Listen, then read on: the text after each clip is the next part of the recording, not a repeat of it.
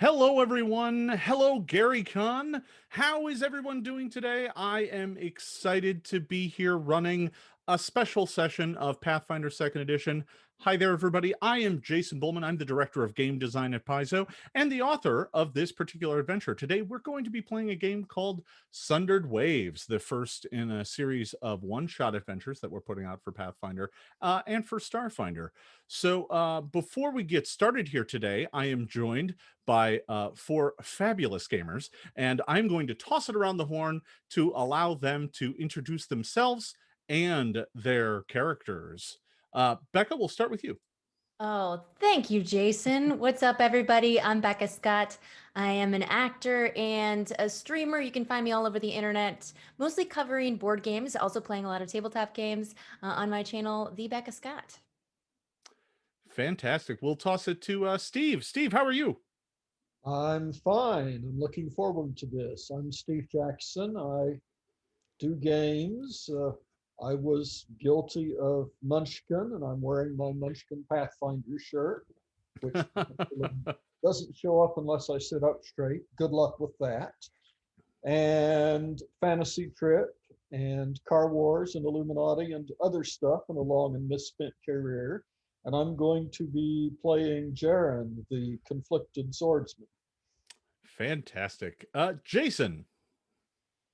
Yes, I'm Jason the player. You're Jason the GM. This won't get confusing at all. I'm Jason Charles Miller. I'm a musician and a voice actor and a streamer. Today I'm going to be playing Cacao Ashfeather, who is a female Tengu rogue, jinxed, a jinxed Tengu. We can keep it separate by calling you JCM and him Jason GM. Okay, yeah. People call me JCM. That's my nickname. So there we go. I'll mostly just call all of you by your character name, so it'll be easy. Okay, yeah, call me Cacao. Brandon, we are over to you. Hey everybody, I'm Brandon Cutler, a professional wrestler with All Elite Wrestling, and today I'll be playing Lavana Salt Spray, a sea-loving pirate cleric. Fantastic. All right. So to get things started here today, I'm going to start with a little bit of box text, and then we'll let everybody kind of tell the folks what your character looks like. I think we may even have some art here as we go through these. So, but I'll start off with some box text here first. 5 long years. That was the last time the four of you sailed together aboard the Brass Bird. Pursued by the Andoran Navy, it was the last time any of you saw Captain Renlock alive. Fortunately, the four of you were set free after only a few months in an Andoran prison. But Renlock wasn't so lucky. He spent his last years in jail until an illness claimed his life. You learned of Renlock's death from his trusted companion, a parrot by the name of Kaulo that remained ever at his side. Just a few weeks ago, the bird sought you out to deliver the bad news and a piece of a map, a small scrap of parchment. While one side contains a cryptic clue, the other suggested you travel to a beach on this very morning to find, quote, the captain's most prized treasure. So here you are, along with 3 others, 3 intrepid pirates that you have not seen for 5 years, staring at the partially sunken remains of the ship you once called home. The smell of the surf and rotting wood hangs heavy in the air. Silence, and the silence is broken only by the screech of faraway gulls on this lonely island north of the shackles. So you've all been traveling here from wherever it is that you now call home. You were told to come here on this appointed day, the first tide after the new moon of this month. And you were told to come alone if you wanted to get a chance to find this prized treasure. And upon arriving here, you found that you were not alone, that your other previous crewmates have arrived as well.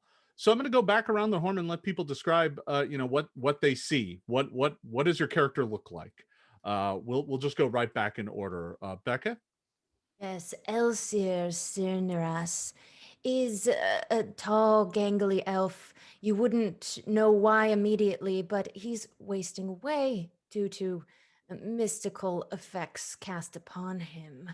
He's only been released for a few months from the prison where the crewmates of the Brass Bird have been kept for several years, and was broken yet again to hear of Renlock's death. After that, he made his way back to Absalom, having uh, left the sea and that heartache behind after a difficult life thus far, and uses his small magic ability to purvey magic trinkets and spells. And whenever the locals suspect him or blame him for something they can't explain, then he packs up shop and moves elsewhere. But yes, tall, pointed ears, long black hair, and generally pretty unkempt. All right. Steve, what does your character look like? Large, solidly built. The first thing you're going to see is that he's armed and armored and carrying a shield. Look a little bit closer, you see he's human, hair fairly close cropped. This is a fighter and former pirate who used to specialize in yelling and screaming and kicking ass and not bothering to take names, but he's been through what we would have to call a religious conversion. And I think it's not entirely certain how his really wanting to be a good guy is going to play out with all of his natural abilities, which are in killing stuff. Yeah, the rest of you barely even recognize Jadrin, right? He used to be the partying, swinging from the ropes pirate, and now he's dressed in armor with a holy symbol. Jason, what does your character look like? Muted. I was trying to be so polite and not make noise because my you're all dogs good. are running around. Okay, anyway, so my character's named Cacao. She is 3 feet 10 inches tall, and she looks like a humanoid bird. She basically she's got bird legs and all black feathers, dressed like a pirate rogue, and is a pirate true and true. Being a pirate's the only thing she's ever known, so that's where her loyalties lies, to get back on the sea and do more piratey things. And actually seeing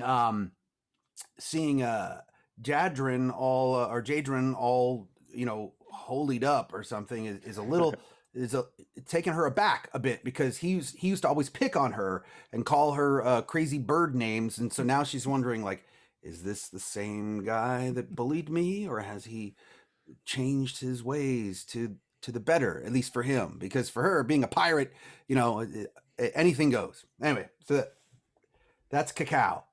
Well, I used to call her Cuckoo, and I'm not going to do that anymore. Wow. They taught you something at Temple, apparently. Brandon, what does your character look like? The last of this motley crew. Hey everybody, I'm Lavanna Salt Spray, and I'm a halfling cleric.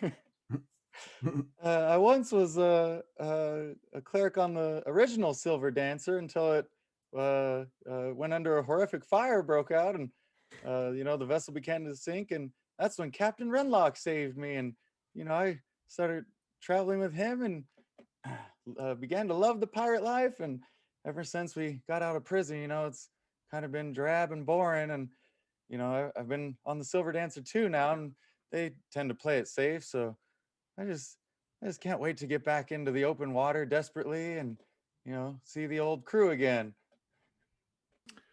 Indeed. So the 4 of you are standing on this lonely beach, and before you is the rotting hulk of the Brass Bird. It brings back memories of your time aboard, and I'm going to go ahead and show you the map here. Sailing up and down the coasts of Avestan and Garund, chasing fame and fortune, the Brass Bird has certainly seen better days. Dreams of that glorious past have now faded, and all that remains is the half-sunken hulk of Captain Renlock's prized ship. Even now, you can see the wheel where he steered that ship, shouting orders to you and the other crew members as you chased fortune together. You can still hear his final call to stand down as the Andoran ships closed in. The call that likely saved your life. So, as the sun begins to set, as the sun begins to rise, it's early morning. A single beam of light illuminates the captain's wheel on this half-sunken ship. It's kind of filtering through the rocks of the nearby cliff, and it's kind of illuminating the wheel of this ship. And as you are standing there, Renlock's brass bird suddenly swoops down from the other side of the island to land atop that wheel, staring at you. Now, this bird was always at his side. Kahlo was kind of always there. We'll go ahead and swap back to me because I've got him over my shoulder here. Kahlo was kind of always at the captain's side, making quips at the pirates, kind of making fun of folks. He was always kind of the captain's right-hand bird, and whatever that bird saw, you could rest assured that the captain saw as well. But now with the captain gone, the bird is just sitting there lonely, almost sad looking atop the remains of your once proud ship. Oh, Kahlo. I miss him. And I'm gonna go up to the ship, I guess, if I can. All right. So you can make your way up the beach towards the remains of the brass bird. It's not, as you could see from the map, right? It's not exactly on the shore anymore. You're going to have to go through the water to get aboard. So you can easily make your way up toward it, but getting on board is going to require you to make an athletics check to swim out to it. Okay. Yeah, I'll happily get in the water. Yeah, Cow, so we that's... cannot let her go alone. Is anyone else joining Lavana as she makes her way aboard the old remains of the brass Fine, bird? but I wanted to be the right-hand bird, and I lost out to a regular bird. It is disappointing. If it were up to me, I would have chosen the one with capability for speech, but that was not Renlock's choosing. Lavana is always headstrong and moving too quickly. She didn't discuss this with us first. Let's go. We'll go out there too. I'm going to make an athletics check. All right. So it looks like everybody's swimming out. Jadrin, are you going to hop into the water with your armor? I will actually hang back and look behind us before doing anything else. All right. All right, so Jadrin stays behind on the shore, and the rest of you kind of hop into the surf to attempt to climb aboard the remains of the brass bird. Can I get an athletics check from each of you to swim out to it? That's a skill check, D20, and just add your athletics bonus. Guess what? I got the first natural one of the Oh, game. Oh. I don't have athletics specifically written, so I'm going to assume it's my strength modifier, which is 0. Correct. Yeah, it's Okay. just going to be the flat roll. Okay. Hey, I rolled an 18. That's pretty good. I don't ever roll that high. 9. 9. You got on there with style. Well, Elsier and Cacao both flounder a bit as they're in the surf trying to get up to the boat. And while it's not terribly tumultuous waters, the kind of crashing of the wave motion makes it really hard to get a grip on the kind of rotten remains of the rope ladder. However, Lavana scampers kind of right up there. Crashes right through the waves, almost like a porpoise, and reaches that ladder and scurries up aboard. Gosra is going to bring us plenty of blessings today as I'm getting close to him. Maybe for you. How? I don't Come on, remember Cacao. water being so salty. Beach However, Park. no sooner does Lavana scamper up aboard, you all spot, in fact, Jadrin spots this first.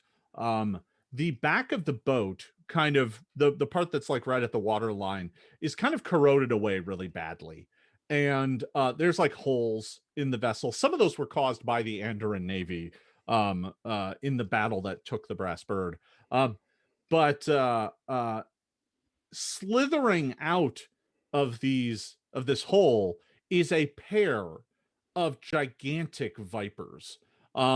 They are two snakes. They are both roughly 7 or 8 feet long. One of them goes slithering, kind of crawling up the back of the boat to be up near the wheel. The other one splashes through the surf and is making its way across the beach toward you, Jadrin. And at that, I'm going to need everyone to roll an initiative check. Now, I will say this. You can roll perception. That's probably what all of you will roll. But anyone who is either in the water or climbing up on deck can roll athletics for initiative instead. I'm going to wager most of you don't want to because you're not very good at athletics, but that is an option. I'm good at athletics. If it's better than your perception score, then you probably want to roll that. Mine are equal, so. Oh, there's my usual rolling. All right. All right, so I'm going to go down and ask what everyone's initiative is. Cacao, what do you got? 27. 27. That is very good. Lavana, what do you have? I rolled a 2, but I got a +7 athletics, so a 9. A 9. Very good. Very good. Jadrin, what do you have? Well, my athletics is not relevant, which is a pity because it's good. But perception is +11, and add that to a 13, so 24. 24. Very good. And Elsier, what do you have? The sorcerer has an 18. 18. That's a respectable amount. Let me go ahead and sort these. All right. Top of the order, the first person who's going to get to act is Cacao. You're floundering a bit in the waves, but you did spot those snakes as they came slithering up out. One is up on the deck. To get up to that one, you would need to make that athletics check to get up onto the deck of the bird, the Brass Bird. Okay. The other one is back on the beach, so you could go back and fight that one. Both of them are about 20 feet away. Would I need to make a check, or that could just be one of my 3 actions? That could just be one of your 3 actions. Okay, If you go back. I'm gonna go back.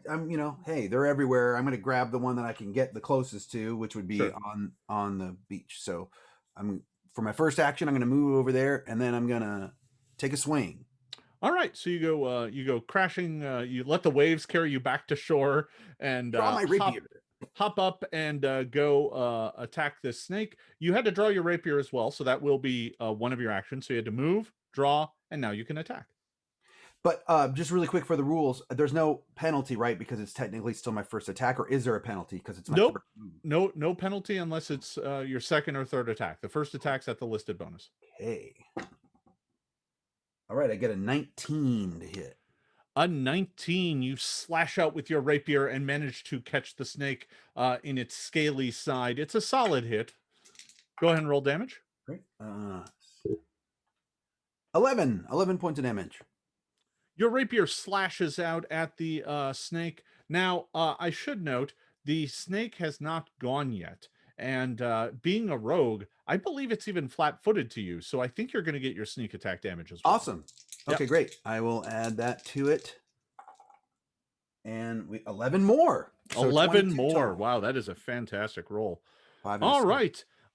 Your rapier slashes out, and by the time you're done with it, you've like sliced an entire ribbon of scales off, and the snake hisses and coils, its blood staining the sands red, but it is still moving.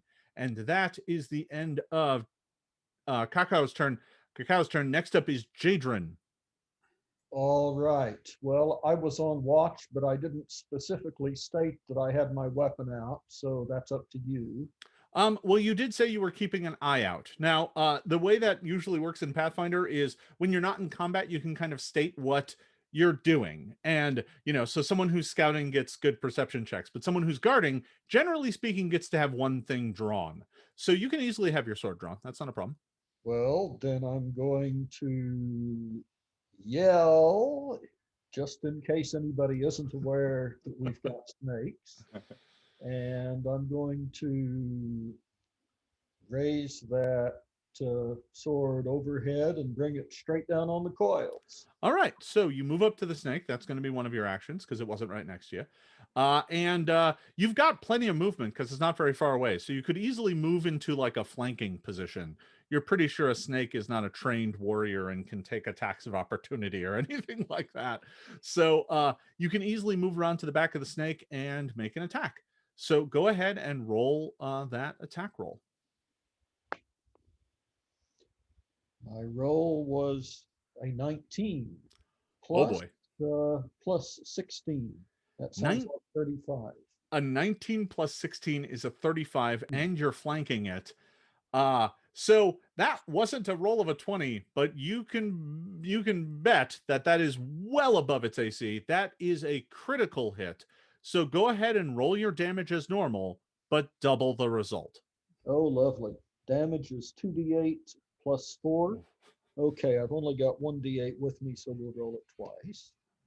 4 plus 3 is 7, plus 4 is 11, double that to 22.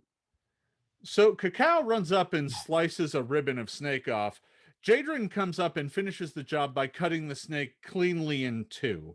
The snake lets out one last sonorous hiss before collapsing into the sands. That one is most surely dead. But the one that has climbed up atop the brass bird is still alive and hissing, I guess. So do I have actions left? Jadrin, you have one action remaining. Well, if I can tell that this snake is dead, and it sounds as, I'm going to assume if it's really fallen in two pieces, it's dead, and I'm going to move toward the ship to help. All right. Give me an athletics check as you dive into the water and attempt to board the brass bird. I would actually rather not dive in plate armor with a sword and shield. To be fair, the water's only 4 or 5 feet deep too, so diving isn't a good idea. Okay. But athletics is plus 13 and my roll is 5, so 18. An 18 is actually pretty good. You are actually a capable, accomplished swimmer and climber, and you're able to make it over to the brass bird and get on board without too much trouble. Okay. All right. That is the end of Jadrin's turn. Next up, Elsier. You are kind of floundering in the water. This snake has boarded the brass bird and is up near the wheel, so it's not exactly threatening you, but you have 3 actions. What would you like to do? As I splash about and get my dark locks out of my eyes, I see that I think my former crewmate may be in trouble. I want to try and cast hydraulic push to the snake on the ship. Is it within 60 feet? It is well within 60 feet, yes. Excellent. Yes, that will call forth this powerful blast of pressurized water and 10, and then I add my spell attack. Yes, you have to make an attack roll. So that's you roll a d20 and add your spell attack bonus. All right, so we've got 21. Okay. So a 21 does beat its armor class. That is a hit. So that is going to be a success, which is going to do what? It will deal 3d6 bludgeoning, unless it's it doesn't count as a crit in this case, does it? It was a natural 10. No, you didn't exceed its AC by 10, no. Cool. So we're gonna deal 10 points of damage. bludgeoning. And I believe that also pushes me back 5 feet, correct? 5 feet. Well, I was only at the very edge of the boat. So what happens here is down from the water, you just direct the wave right up the side of the ship, and it slams into the snake, which kind of fumbles and tumbles and rolls right off the back of the vessel. So the snake has now splashed off the back of the ship and is now back down in the water.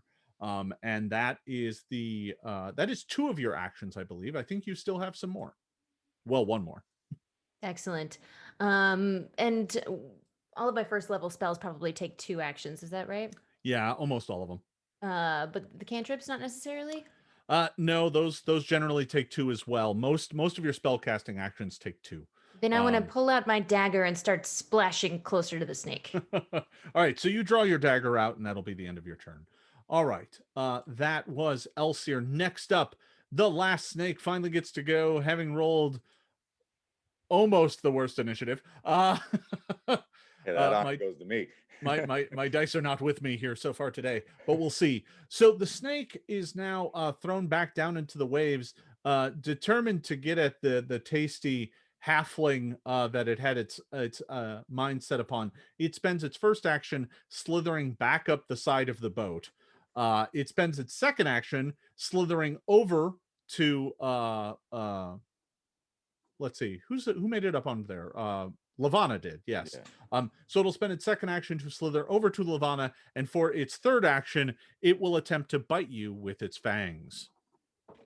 Oh no. An armor class of 27. Yeah, definitely I rolled hits. very good. So that is going to hit. Let me go ahead and roll damage.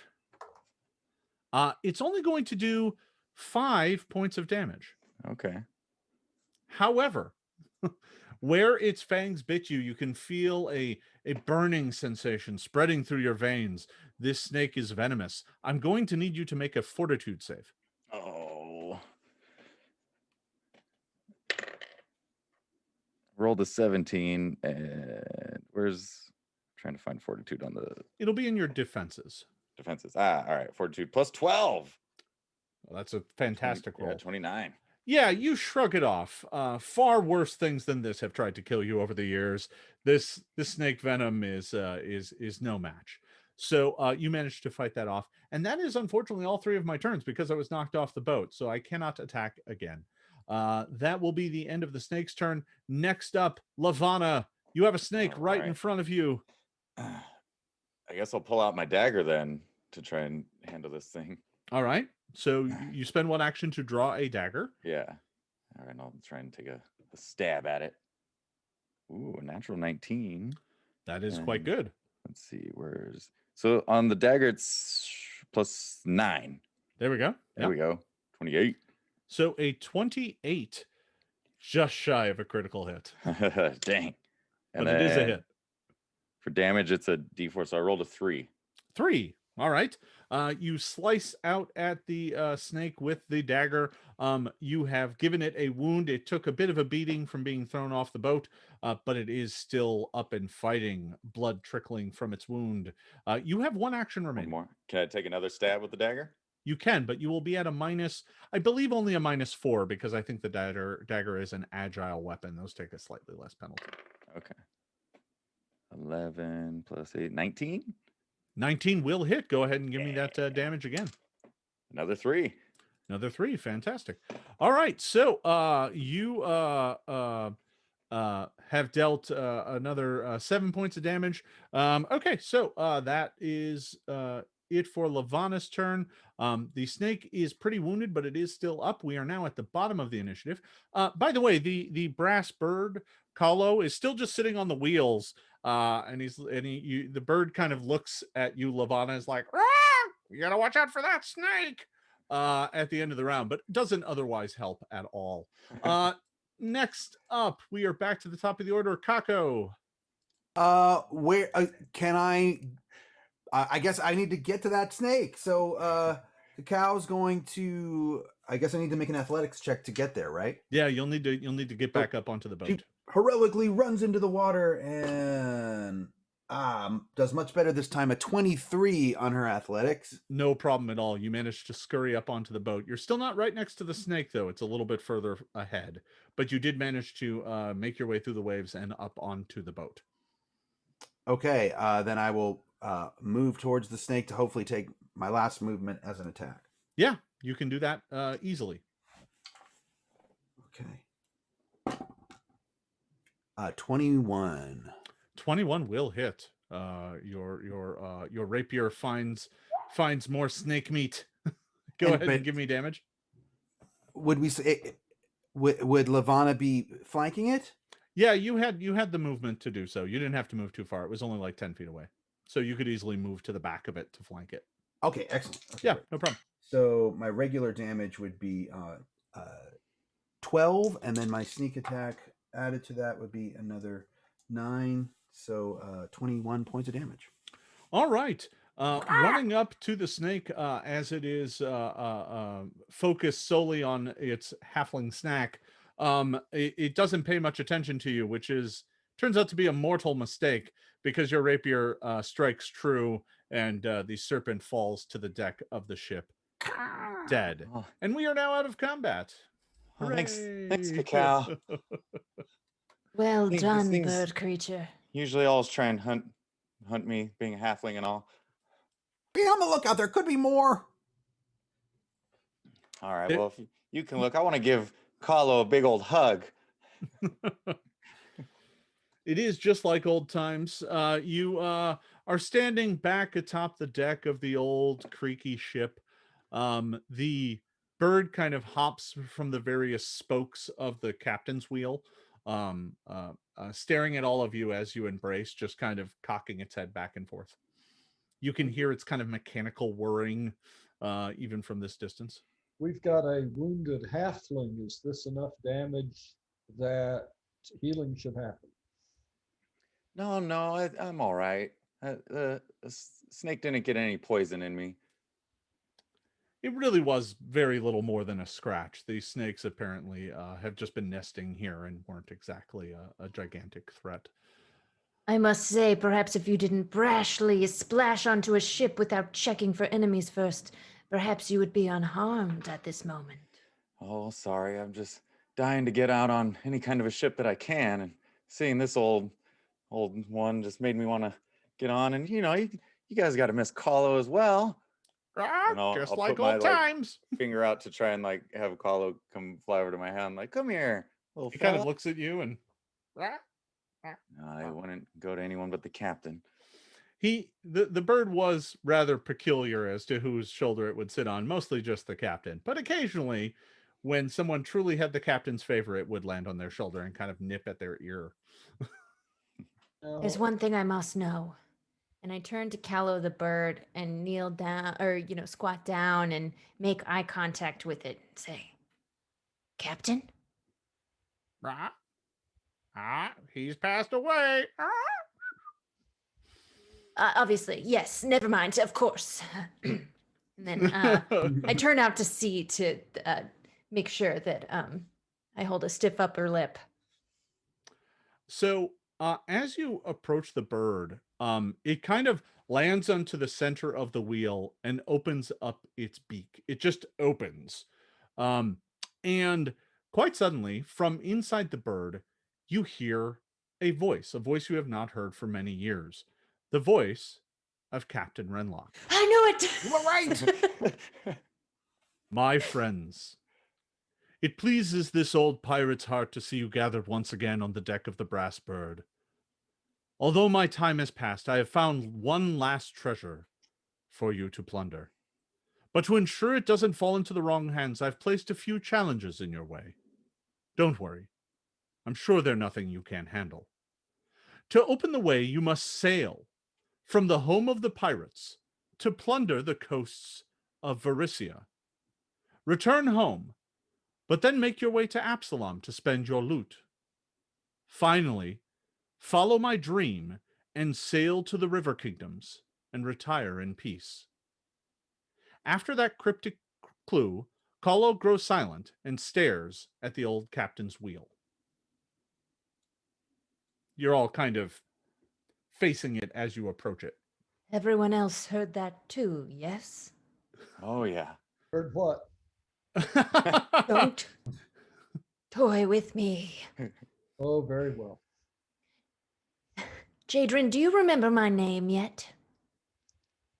I remember you've got one, and I think that's doing pretty well considering that I was hit on the head. Yes, considering.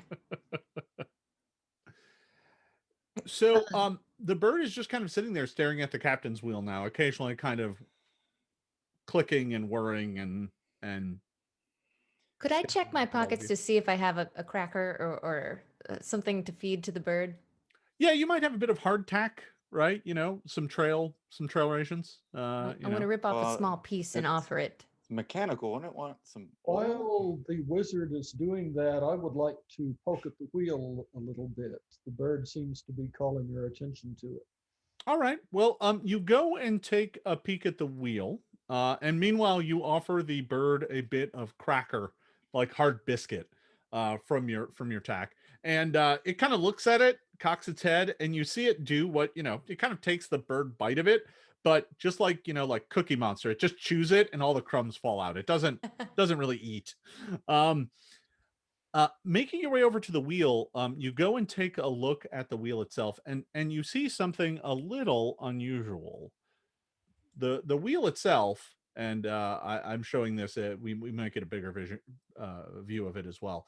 But the wheel Okay. itself has a kind of an odd wave symbol in the middle, and then the four corners of the wheel, or not corners because it's round, the four compass points of the wheel have a northeast, south, and west kind of letter on them. NESW. So it's Have a we? Was that wheel always the with- wheel, or that's a different wheel from before? You're not entirely sure. This might have always been the wheel. But frankly, this doesn't look quite as old as the rest of the boat. It does look very old, though. It looks like it's been very weathered by being out in the elements for several years. This I- carpenter didn't understand cardinal directions. I try taking hold of it. Does it come loose? You can turn the wheel. I mean, it doesn't come off of the kind of the wooden shaft that it's attached to. Hmm. Because Friends, we have not discussed the mission we were given. Do we trust that this bird speaks with the voice of our departed captain? I've never trusted that bird, but I mean, trust it did sound like him. It was so good hearing the captain's voice again. I'm sure it was his. This is some adventure Captain always put us up to. Well, the bird brought me something. Really? That's right. I got something as well. Yeah, in fact, the bird came to each of you over the past month or so. It found you wherever you were, in your place of employ, in the temple, on the boat you were at. The bird just flew up, and its kind of torso opened up, and this piece of parchment fell out, and then it just flew away. Yeah, I got what looks like the beginning of a map. I've It got one says, too. I'll read mine to you guys. It says, begin your journey going with the tide, then against, with, and finally against. Against, with. Look again. With, against, with, against. Ah, exactly the opposite. Yes, Uh, this is a great start to solving logic puzzles. Well, I have the top right corner of a piece of parchment. Perhaps mine would be next. Yeah, mine looks like the bottom. Lost at sea, remember that the one that is worth the most always goes last. Cryptic. Well, that's why I went last against that snake. Okay. mine says, make an offering to Garrick, but be prepared to face the storm's wrath. So you're pretty sure that actually says Gazray. The font on that's a little Gazray. tough to read. God's Well, I wonder if Gazray. that one was meant for me. My map also shows a round space with 4 small circles inside it. A sitting area, perhaps, or 4 small huts inside of a clearing.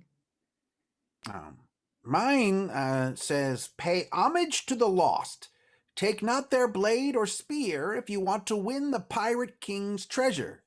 And mine has what looks like a picture, maybe of a flag that has a sword, a curved sort of scimitar on it.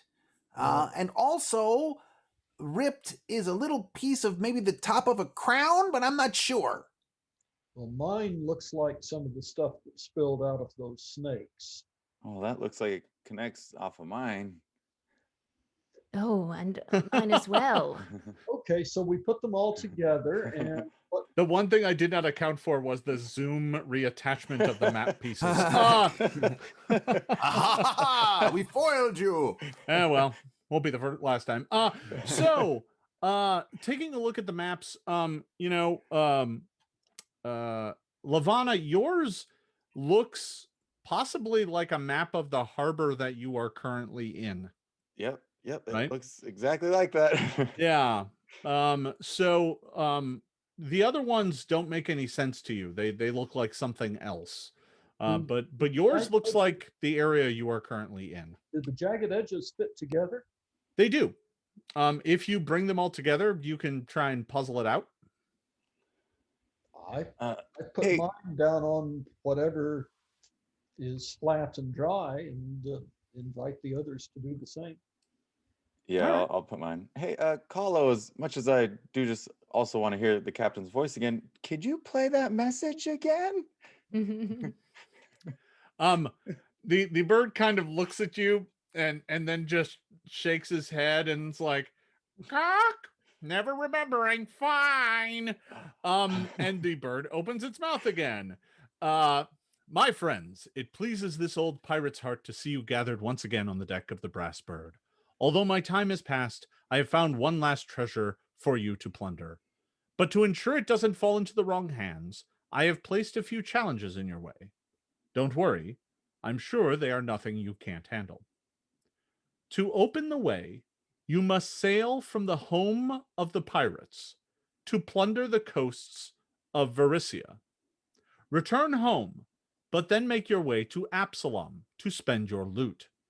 Finally, follow my dream and sail to the River Kingdoms and retire in peace. It seems here in the home of the pirates, as we are, I assume, So Varissa would be next. all I of you where know that the home of the pirates is the Shackles. It's a Okay. broken series of islands off the coast of Garund, where pirates find numerous coves and places where they can hide their boats. But Varisia is nowhere nearby here. It's far, far away, way north. It is indeed way north of where you currently are. Does anyone have my reputation in the shackles is leaves something to be desired. Why am I not surprised? I can't help it if many are abhorrent of my magical abilities. Hmm.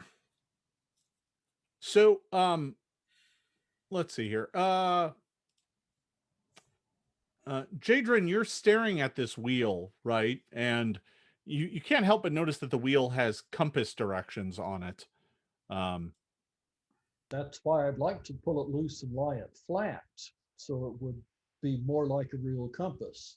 But I haven't succeeded in that yet. Yeah, you can't seem to pull it free, but it does still spin. Not being completely deaf, I give it a spin. So you spin it and it spins in either direction freely, like unlike an actual wheel that would eventually stop because it's attached to the rudder. This one just goes in whatever direction you want to spin it, clockwise or counterclockwise. You can easily do that. Does it stop on its own, or does it just keep spinning while we watch it? Well, the moment you stop spinning it, it kind of slowly stops. Okay. Assuming you kind of give it a go, like Wheel of Fortune, right? If you just carefully turn it the moment you stop, it stops. Wheel, which way should we go? I give it a hard spin. Well, you spin it around, and it lands on one of the four directions, right? So it lands on east, right? Just randomly. Which direction should we go? Well, I wonder. my piece of map says begin your journey going with the tide. Do we know which direction the tide's going from where we are? It changes. So yeah, the tide changes every day. Give me a perception check there, Lavana. 18. I don't think I have perception. I've been trying to find that all day on my It's gonna sheet. be it's gonna be up towards the top of your Oh, stats. there it is. Yeah, 13. Okay. 13. Yeah. 18 plus It's not a skill you can train. It's just something you're good at. okay. So that was quite good. You noticed that the center of the wheel has a wave in it, like a crashing wave is in the very center of the wheel itself. That And it looks like we can go clockwise against the is with tide. the waves. Counterclockwise would be against Yeah. them. So maybe I'll do that. I'll turn the wheel so it's like, with the tide, against the tide, with, and then against, like as if it's kind of like a vault turn dial. Sure, like a combination lock. Yeah. Yeah. So you begin spinning the wheel. Where do you stop it?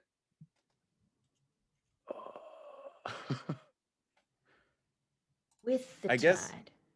Yeah, I'll line it up so at first it is stopped like the tide. It's like we're with the tide, I guess. Sure. So Correctly. like one direction is going to be up, right? So it's Okay. north, east, west, or south, right? Yeah. So when you spin it, the tide just spins right in the middle, right? And if you stop it with the tide kind of looking normal to you, like to the horizon, then Yeah. north would be up, just like in the Okay. image here. right? Yeah. So then maybe I'll start north because that maybe is with the tide. and Okay. then I'll turn it So up. you spin it around to the north. Kako, can you give me a do you have society as a skill? unless it not in the main skills, no. No, then you wouldn't have it. Okay. do. Just one second. I'm keying off something that he said actually. Give me a sailing lore check, actually. That would work great. Great. Okay. Yeah. 19. So you mentioned before that Varisia is far to the north of where you are. Mm-hmm. And the puzzle said to open the way you must sail from the home of the pirates to plunder the coasts of Varisia, which is north. So Levana turns the wheel around until eventually, and then stops with north being up. And that's what made you go, hey, wait, What? that might Hey. be correct.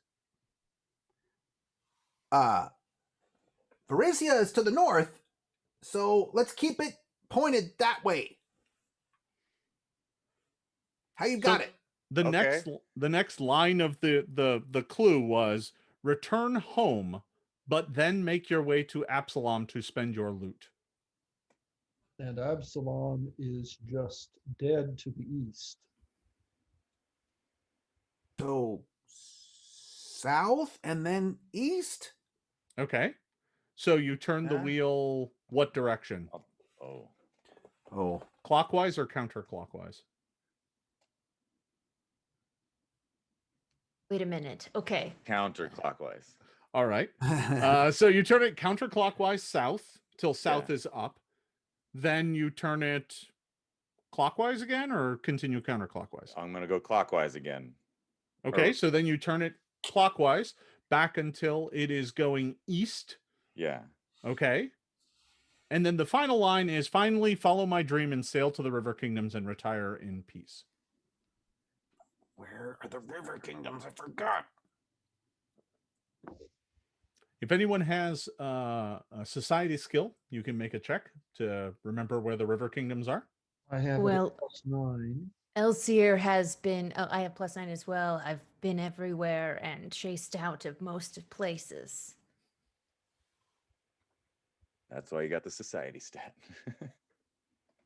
15 + 9, 24. That is fantastic. You know that from Absalom, the river kingdoms are pretty much due north. Okay. So then Not I'll quite, go, but close enough. I'll go counterclockwise to put it north. All right. So you're turning the wheel this way and that, attempting to figure out what this cryptic puzzle might mean. And after turning it, all which way, you have to turn it a whole bunch of ways to get it to go north, and 180 to get it to go south, and 90 to get it back going east, and you're turning it back and forth. And after doing so, you hear a kind of a click followed by a kind of rumbling, grumbling noise. And quite suddenly, the cliffside near you parts. There is like a black, jagged line in the cliffside that slowly widens until it reveals a passageway leading off into darkness. At that, the brass bird, Kalo, takes off and flies down that passageway. Seems he wants us to follow, yes? I always hated that bird. I am very much in favor of finding loot, but I must tell you, my ultimate goal is to remove this curse upon me. Well, what are we waiting for then? Let's start heading out. And I'll All right. hop Does off of this the ship sail? No, this ship certainly cannot sail anymore, but the passageway looks like it leads into the island. Yeah, not it was out. back Oh. on land, right? Yeah, Yeah. yeah. I'm gonna dive off the boat. Well, no, you said it's 4 feet. Not diving. I'm gonna jump off of the boat Dunk. into the water again. Just so overjoyed. Yeah, the cleric cannot go diving into 3 feet of surf. Hey, I mean, she You is don't have a cleric to fix three that. Then. or 4 feet tall. Alas, for pirates traveling on land, is there a sadder sight to behold? And I climb down gently from the broken rope ladder. All right. Getting off the brass bird is quite a bit simpler. You can slide down the rope and into the surf and make your way back to shore. It doesn't really require a check. It's more like fighting against the tide to get on was more of a challenge. So you can all kind of disembark without too much trouble and make your way up to this cave. Now, this cave is several feet above the water line, right? You can see where the seaweed washes up the beach and whatnot. So wherever you are heading is undoubtedly somewhere up inside this bluff.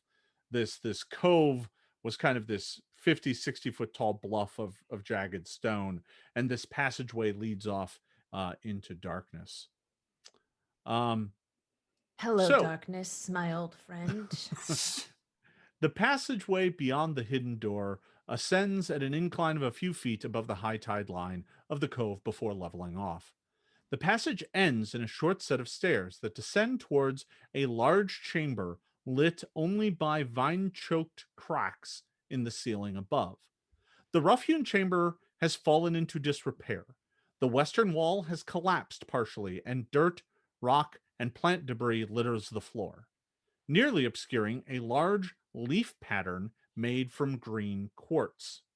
The tip of this leaf ends in a brackish pool of water.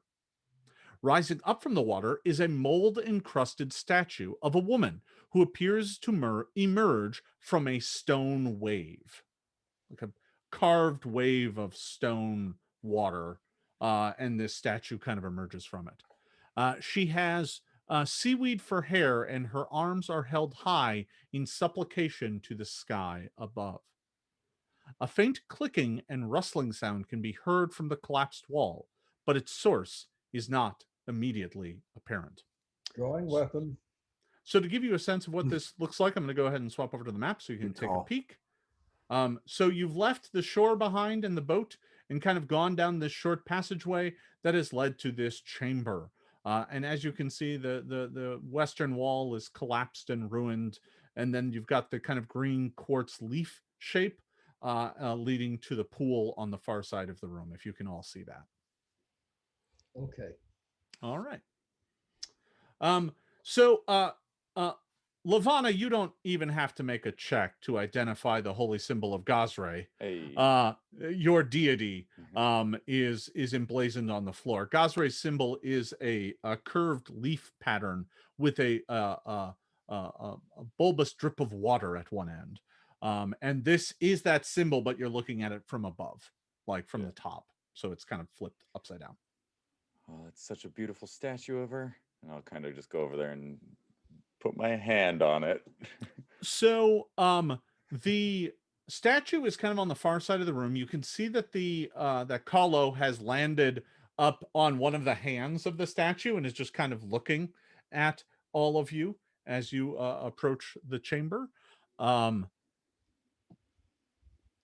So, Lavana, is it your intent to just walk into the room, or are you going to hold back? I'm kind of, it's a long ways away, and there is some strange noise coming from somewhere in this room. Oh, Can I cast Detect Magic? Sure. So detect magic is a cantrip. You can kind of cast it as often as you like. And upon casting it and focusing in on the spell, you do detect the presence of magic somewhere nearby. You can kind of ignore the magic from your compatriots. You get a sense of what their magic is right away. But the magic that is further away, you can kind of tell that the highest, most powerful source of magic in the area is coming from the statue itself. This statue is calling to you, Lavana? oh, of course, that's my deity. That's who I pray to. And as I'm kind of like wide-eyed walking to it. If I hear noises, I'll kind of freeze in place. But like that's kind of her. She's just like, oh. All right. So you kind of begin making your way there, but you hear this weird kind of clicking and clacking, this weird kind of rustling sound coming from the collapsed wall to the west. I'm gonna freeze in place and I hope it's not more snakes. Draw a weapon. Okay. You can all easily have weapons out. I assume that after the snake encounter, everybody's probably got a weapon drawn. Yeah, I'll get my trident out. Definitely. Yeah. All right. Cacao, do you want to come up here and help? There's too many mother-loving snakes in this mother-loving cave. Well, who's at the front? Can they give me a perception check? I'll let you decide who's in the front. Who is closest to the weird noise? Maybe I stepped out ahead in order to detect magic. I'll give it Yeah. a try. Yeah, that makes sense. Oh, not 20. That's a 29. That is Wow. an amazing success, and I'll tell you two things. First of all, the source of the clacking and clattering is clear to you, because as you sneak up to the front, you can see just through some of the jagged rocks, somewhere off in that collapsed side of the room, there are ants, but No. not exactly normal sized ants. They're about 3.5, 4 feet long. Jeez. They are giant ants. And it looks like Friends, they have just prepare burrowed. yourselves. They have just burrowed into this room. Did I get smaller or are the things getting bigger? I A mean, bit of both. normally I would be happy right now, but I'm not that hungry. I would say this, with that high of a perception check, you also notice that they haven't noticed any of you. They're just kind of doing their ant thing. You're not sure if that would hold if you made a bunch of noise or anything like that, but currently they're not exactly on guard or anything like that, or coming to investigate. They're just kind of burrowing around in the dirt. Well, question, what is the common knowledge about giant ants? Are they dangerous if they're not molested? Do you have nature skill? Nothing even close to that. Yeah, unfortunately, in the the Iomades seminary, they didn't exactly teach you much about giant ants, unfortunately. They were not a factor when I was No. growing up in the slums either. No. Well, they don't get that big in the slums. Lavana, I believe you have nature, though. I and have you did nature, pose the yeah. question. So if you Okay. want to make the check, go right ahead. All right. Natural 20 plus 11. Oh, Hey, That's okay. fantastic. You know a number of things about giant ants, actually. That's a thing they do definitely teach clerics who venerate the nature deity, Gazre. Giant ants are, I mean, if you don't go picking a fight with them, they won't necessarily come picking a fight with you, but they can be territorial, especially if you're anywhere near their nest, which this might very well qualify as. You also know that they are poisonous. their bite carries venom, and that they have been known to grab people and haul them away, dragging them off into their nest to be fed to their queen. Especially small people, right? Especially Yeah. small people, yes. Well, if we can, we should probably avoid them, guys. I don't want to be the queen's snack for the day. Well, what do you No, want to do? certainly not. Doesn't this have something to do with the quest we have to do? Yeah, well, there's a lot of tunnels. Maybe if we go down the right one. I Do feel they like look they're gonna follow lost us. to you? No, I think we're the lost ones in this situation. That makes sense. So this Well- clearly doesn't look like the map fragment that had the bit about the boat wheel. Oh, pull Yeah. out your fragments. I mean, mine suggests making an offering and being prepared to face the storm's wrath. I suppose the wrath could be in the form of giant ants. So yours, Ah. Jadrin's, your map fragment actually kind of looks like this space, although it doesn't have a bunch of collapsed wall in it. Oh, if I turn it upside down from the way the type was, it looks exactly like this space. How sneaky. Somebody wrote on it upside down. What a Yeah, bunch of monsters. that's the monster. It sounds like an offering is called for, and being on guard against giant bugs is called for, unless we want to take advantage of surprise and try and kill them first. Or maybe if we have an offering, it'll wash out these tunnels. And maybe It'll monkeys send a will huge- fly out of no. The Lavana, you hear that and say, make an offering and be prepared to face the storm's wrath. Ants are not the storm's wrath, right? I mean, Yeah. the goddess of nature doesn't send ants after people. She / he, depending on aspect, oftentimes sends storms and droughts and terrible tidal waves and stuff like that. But ants are not exactly a chosen messenger. I But think that this the pool that's in here might start up a storm and try and flush this whole place out. And if we're lucky, it'll flush the ants out too. If we're lucky. well, would you like to attempt to make an offering without irritating the ants? Yeah. Okay. Let's use our stealth. What has anyone to offer? I have nothing but tack and curses. Would I know? I offer up my curse here. Maybe Enjoy. one elf's coin- curse A is coin thrown into the pool might be a significant offering. Could be.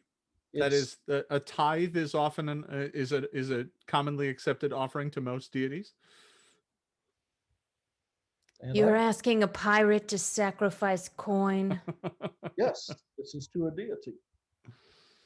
Well, being the pious one about us, perhaps it is you that should offer that gold.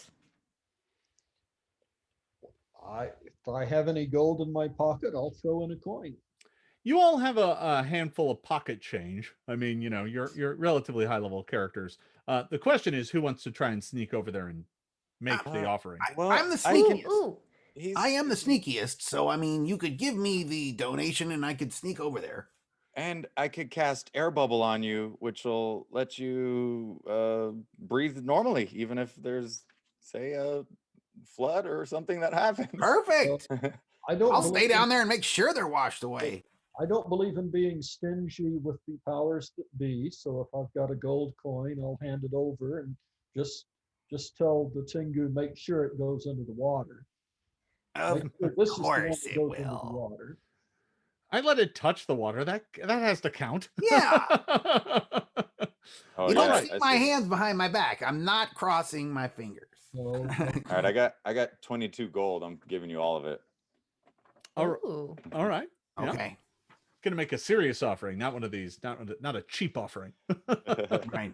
Well, All right. So Or the captain. Cacao, could you give me a stealth check, please? A stealth skill check. Sure can. Oh yeah. Excellent. 29. Oh. 29 is excellent. You are able to kind of very carefully sneak across the chamber, not making even a single whisper of noise.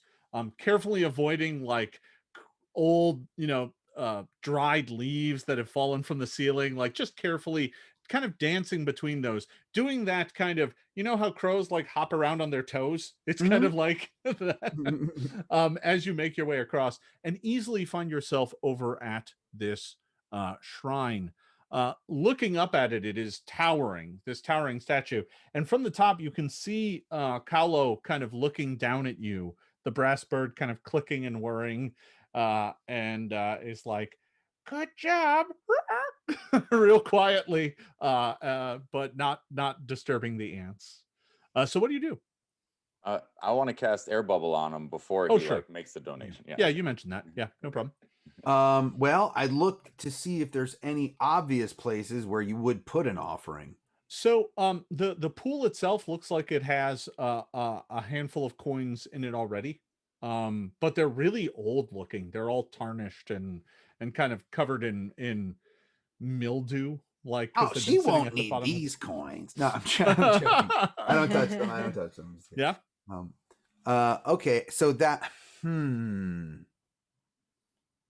but what about on the statue itself? Is there any sort of area where it looks like you could insert something, or like a little bowl, or just anything? Do you have religion at all? I'm gonna wager you don't. I don't. I do not. Yeah. Go ahead and give me just a d20 roll and add your wisdom. Okay. It's a pretty easy check, but we'll You see know if what? you I'm can going to do it. use my hero point because I rolled so bad that I know I would be wrong. Okay.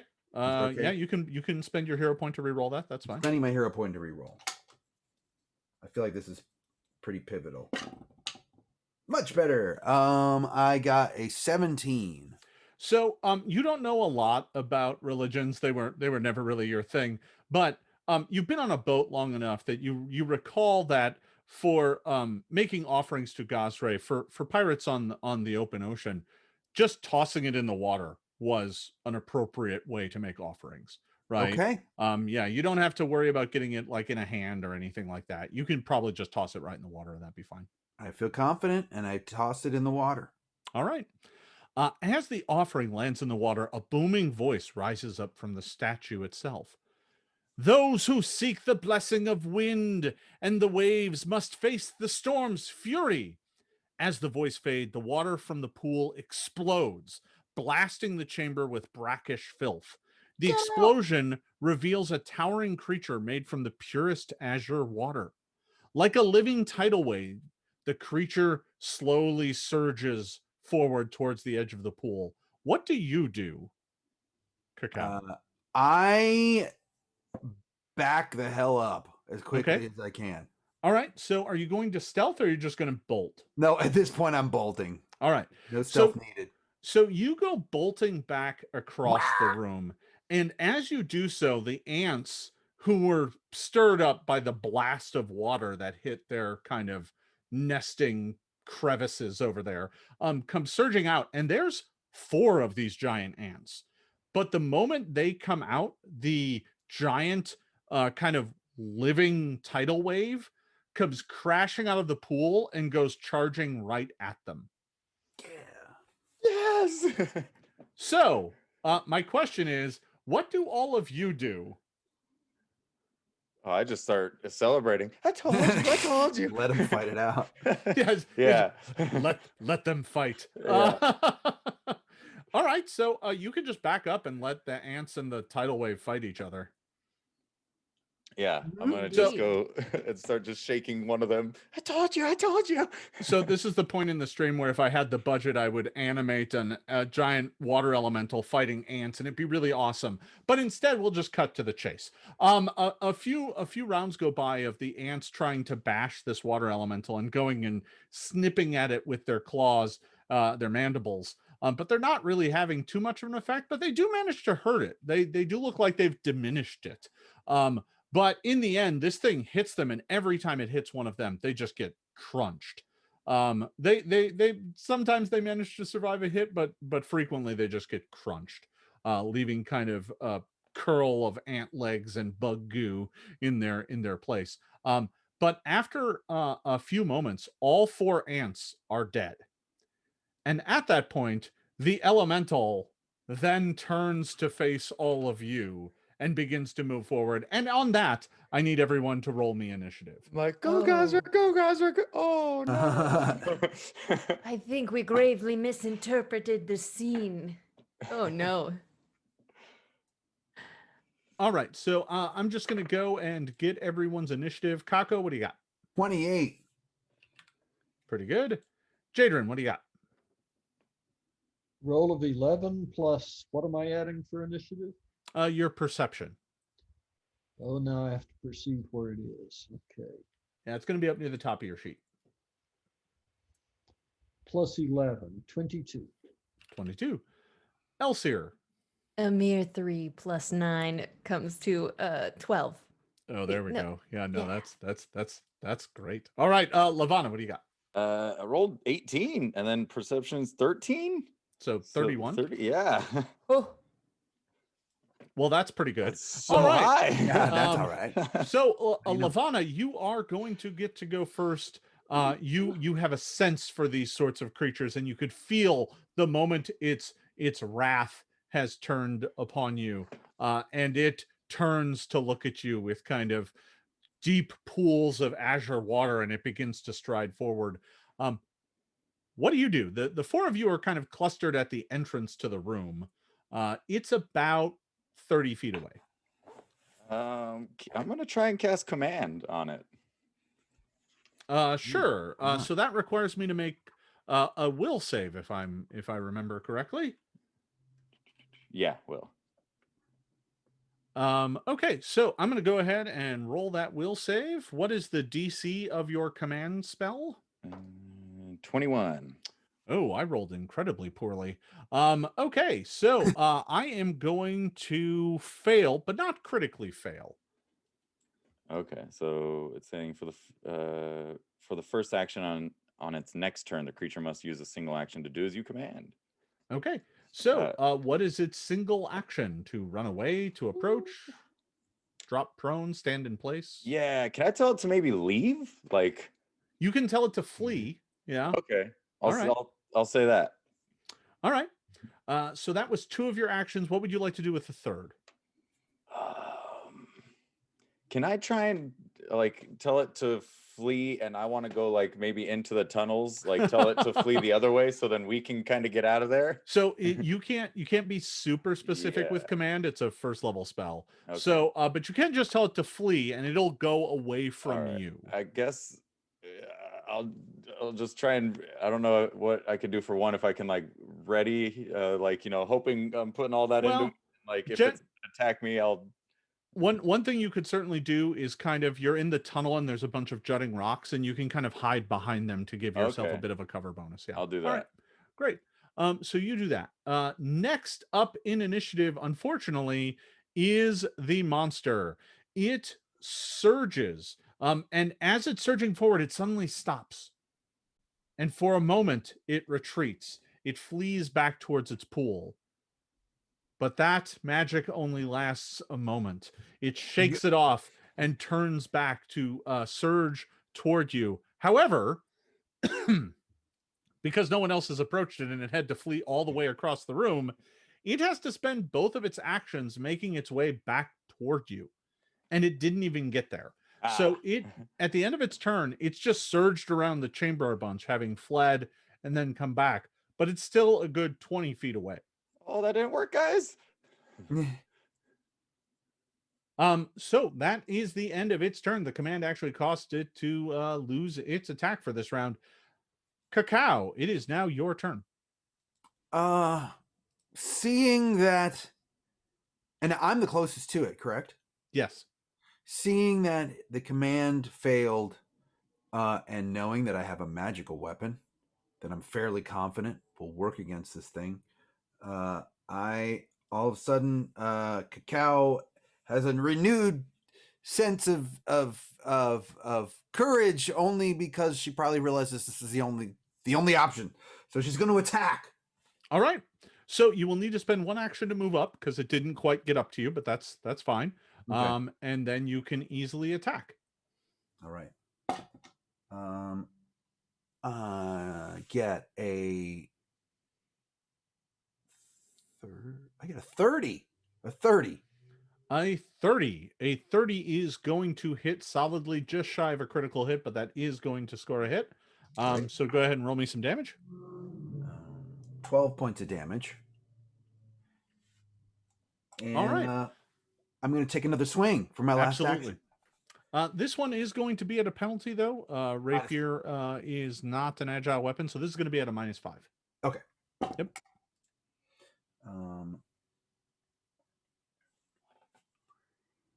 I still got an 18. An 18 is close, but you just carve. The problem with hitting this thing is you can't tell what's just a splash of water coming off of it and what's its form.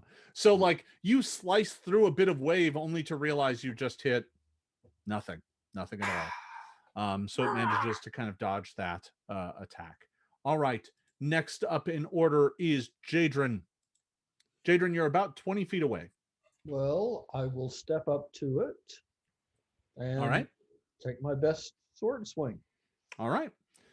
So you march right on up to the creature, and you are side by side with Cacao and can attack. Good. That's a 9 and not a 6. 9 plus 16 is 24. A 24 will hit. So go ahead and roll damage. Okay. It's going to be 2 8s and 4. 5 plus 4 is 9 and 4 is 13. 13. All right. Your blade slashes out at the water and causes like a bucket of water to go slamming into the wall and running down the side, but this thing seems undeterred. Your attacks, it's kind of hard to tell if you're hurting it or not. Well, But it appeared to do something. we'll deter it again at a -5. All right. Ooh, 17 plus, I think we've established that's my 16. -5 is 17 plus 11 is 28. 28 will hit again. Fighters are nothing if not accurate. So go ahead and roll damage again. Here goes another bucket, maybe. We'll get rid of this thing one bucket at a time. 6 and 4 is 10, 14. 14. All right. You've done some, like, you're not sure if it's dying or just shrinking. You're not sure. It doesn't seem as large as it was, as the room itself is slowly getting waterlogged with this thing's blood. But that is the end of Jadron's turn. It is still up and fighting. Elseer, it is now your turn. I stand back and survey the scene and decide the best tool against a water-based monster is, of course, a Ray of Frost. So I'd like to try and cast that cantrip. Very good. Yeah, that will take 2 of your actions, and I believe it requires you to make a spell attack roll. Ooh, not good. No. 5 plus 11 is only a 16. Your ray goes a bit wide of the mark and hits the kind of wall behind it, creating an icy patch. But I'm afraid that's a miss. If anyone looks at me judgingly, I say I'm out of practice. The only one looking at you judgingly, you're pretty sure is Kahlo the bird, who is kind of staring at you, and he's got a wing out, and he's like, eh. That's who I say that to. Yeah. Yeah, right. Yeah. All right. You have one action left, but there aren't too many spells you can cast with one action. So you can either hide and get some cover or kind of move out to a more tactical position. I'll take cover. All right. You'll take some cover. All right. That is the end of Elseer's turn. Next up, Lavana. We are back to the top of the order. Ooh. A lot of my magic has some water stuff, so I don't know. I think I'm just gonna try and just use my trident on it. Yeah, yeah. All right. So you're going to spend an action to move up and attack it with the trident. Yeah. All right. Let's see. 6. Yeah. 6 plus 8. That's not good at all. No, that is not a good roll. A 14 is not going to get the Yeah. job done. You do still have one action remaining, though. I'll try and go again. All right. Oh nope, 7. A 7. It's Yeah, all the most right. Yeah. terrible rolls. Yeah. Just You're not splashing sure. in the water. As you're doing that, you notice Kahlo up there is hiding behind his wing now in shame. You are clearly failing your deity. All right. That is the end. That is the end of Levana's turn. Next up, the living tidal wave gets to go. Now, this thing has been removed from the water and it looks diminished because of that, but it is still going to take some swipes at folks. Its first attack is going to go at Jadrin. You are right up next to it. Here it comes. Oh, that is an armor class of 34. Okay. I rolled very high. Good. Well, my armored class with shield raised is 25. So with shield raised, it's a 25, but raising your shield costs one of your 3 Oh, actions. that's an action. Okay. Yeah, so you're going to actually be at a 23, 23. which is a critical hit. Oh, goody.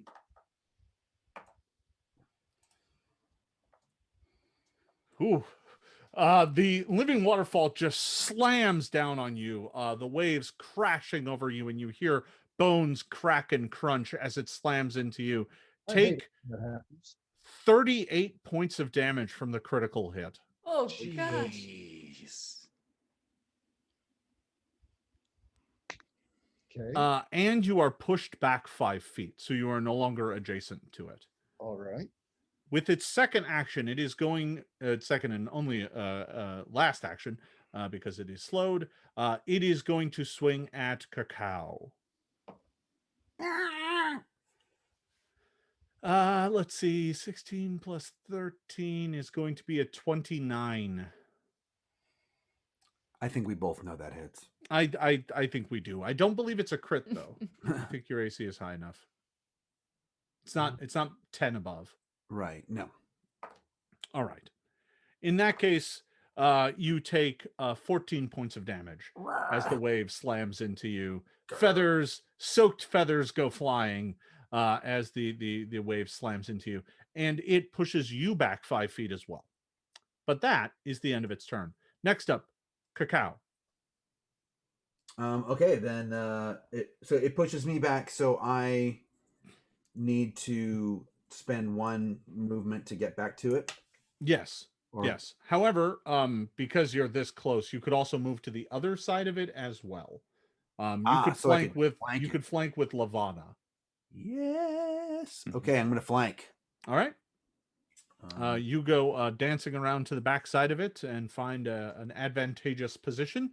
It does not take a reaction against you because it's not exactly a combat trained soldier. It's just a pile of animate water.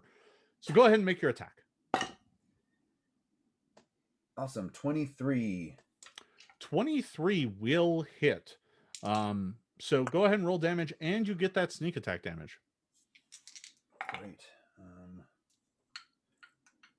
4, 8, and then 19 points of damage total. 19 total. All right, your rapier slashes into this thing, and it's like poking a hole in a water balloon. When you pull the rapier out, it just a stream of water comes out of it as you cause it a pretty bad wound. But that said, it is still up and fighting. You have 1 action remaining. I'm gonna take that risk and go for it. All right, go ahead and swing again. Swing 1 more time. Come on. Yeah. So actually 33 minus. So I got a 28. Even with the minus 5. is a solid hit. So go ahead and roll damage again. Awesome. Okay. So for the regular damage, 13, and then for my sneak, another 3, so 16 points of damage total.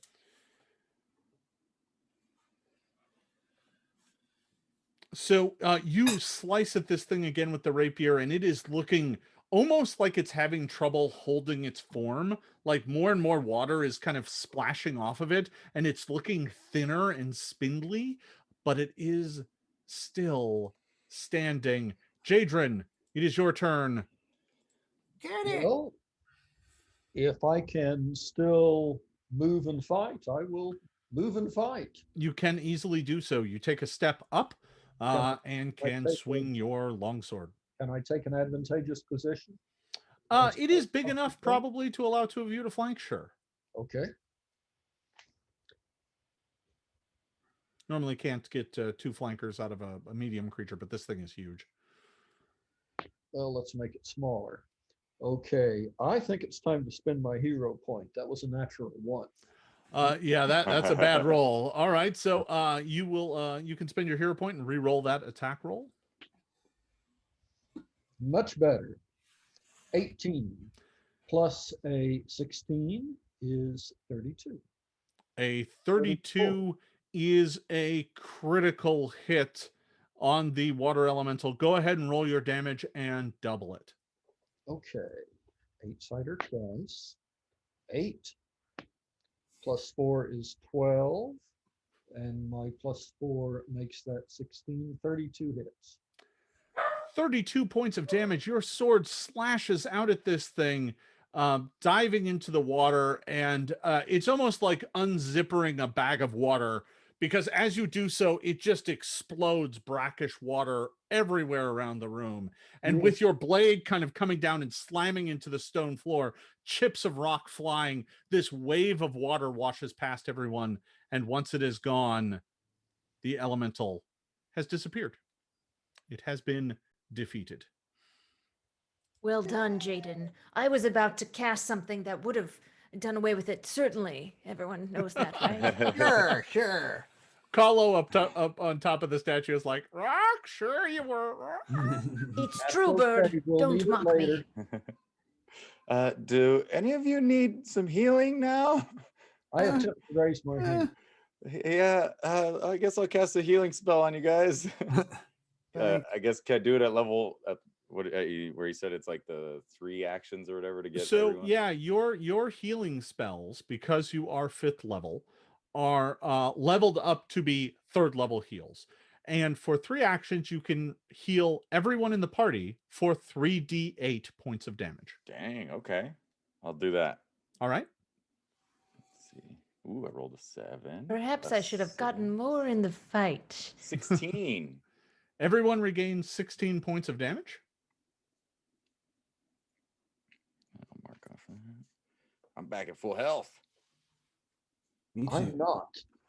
I'm carrying a couple of lesser healing potions. What are those good for? So what is their exact title? Lesser healing potion? Lesser healing potion. I got one of those as well, so that would be nice to know what that does. So the lesser version of the healing potion is going to restore 2d8 plus 5 for when you drink it. I had better try one of those. All right. They're delicious. They're fruit punch flavored, so they're very good.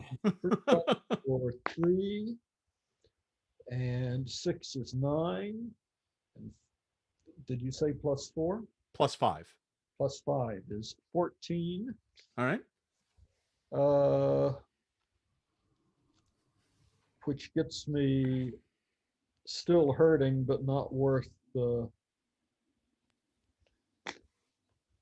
spending the other potion on. I might need it more back later. So as you do some healing and you chug down a healing potion real quick, you take a look around the room, and off to the right, just to the right of the statue, a very silently on quiet hinges, a door has opened up. Now that the elemental has been defeated, the wave of water crashed into it and pushed this door open.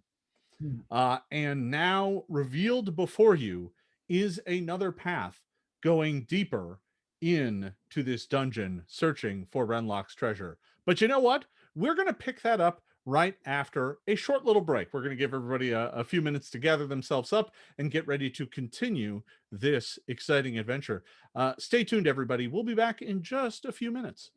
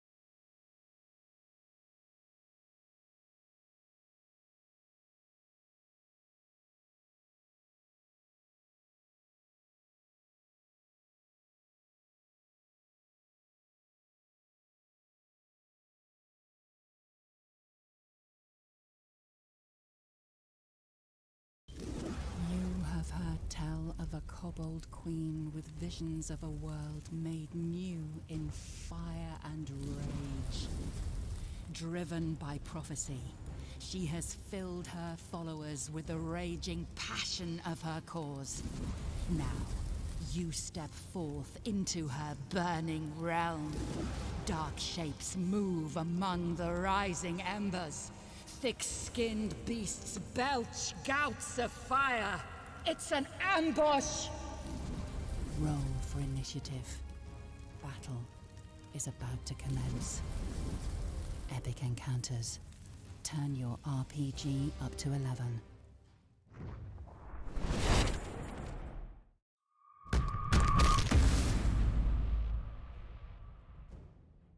Hello, I'm Benwin Bronzebottom, celebrity dwarf and video game enthusiast, and this is my sidekick, Crowy. Hello. Quiet, you. I'm here to tell everyone about Idle Champions of the Forgotten Realms. It's a Dungeons & Dragons-based strategy game from Codename Entertainment. It's a management game with an emphasis on formation strategy, where you assemble parties of legendary heroes and send them on adventures through the Forgotten Realms. Heroes? Crowy, don't you mean champions? Players unlock legendary champions of the Forgotten Realms, like Dritz Duerden and the Companions of the Hall, Farida and Havilar from the Brimstone Angels saga, and many more. Assemble the best adventuring party possible based on your formation options, champion abilities, and the obstacles and enemies you face. Or just smash your mouse button repeatedly like I do and hope for the best. Each champion has an incredible array of skills and items to let you customize your style and play even further. Farther. Farther means more distant, further is figurative. Well, I meant more distant, but figuratively. That's forther. Well, customize your style even further, because Idle Champions of the Forgotten Realms is available on all your favorite gaming platforms. Steam for PC and Mac, web, Epic Game Store, PlayStation 4 and 5, Xbox One, Xbox Series X, Nintendo Switch, iOS tablets, and Android devices. Well, let me know when it comes to the BlackBerry. I'm not giving up that phone. It's the only keyboard I can use. I hear it's coming to the smart fridge next spring. We have done it. 5 years of planning and thinking before the dream finally came true. A team of 12 dedicated professional developers and internet marketers who desperately love board games put in 17 months of hard work. And now, we are proud to present to you Tabletopia, the digital platform to publish and play any kind of board games. It is the most sophisticated virtual table in terms of functionality, aesthetics, and usability. We integrated everything that was conceivable to recreate the feeling of playing on a real table. And at the same time, we implemented a lot of tools to facilitate playing life hacks. Setting up the game, dealing cards, shuffling decks, etc. takes only a fraction of a second. And the same holds true for creating your very own game. It takes only a couple of seconds to create any game objects from standard print version graphics. Just drag and drop your files, borrow whatever else will be necessary from our extensive library of free game objects and place them on the table. Your game is ready. And now, play test, demonstrate your game, make videos, or even earn money with your game. Tabletopia is a full-scale ecosystem for publishing digital versions of board games. But of course, the main focus of our project is to allow players around the world to play remotely with their friends or find worthy opponents here. And we are speaking about literally thousands of games and their variations. Many leading publishers and game authors have joined us already, and from day one, you will be able to play many popular games. But this is only the beginning. Ahead of us are a lot of new cool system features, new games, and millions of hours of fun. So stay tuned, subscribe to our newsfeed, and be ready to jump in. Tabletopia, where board games go digital.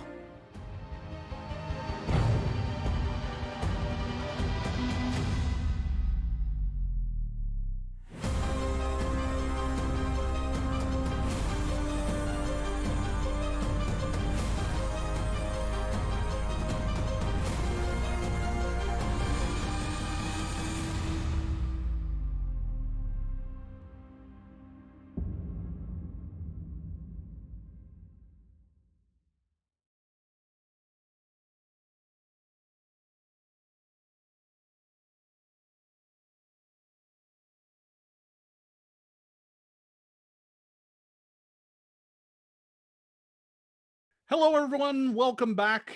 We are here and excited to give you the second half of the Sundered Waves adventure here, a Pathfinder 2nd Edition one-shot adventure. Before we get back into the action, I want to remind everyone that GaryCon is supporting the Extra Life Network and Foundation here throughout the show.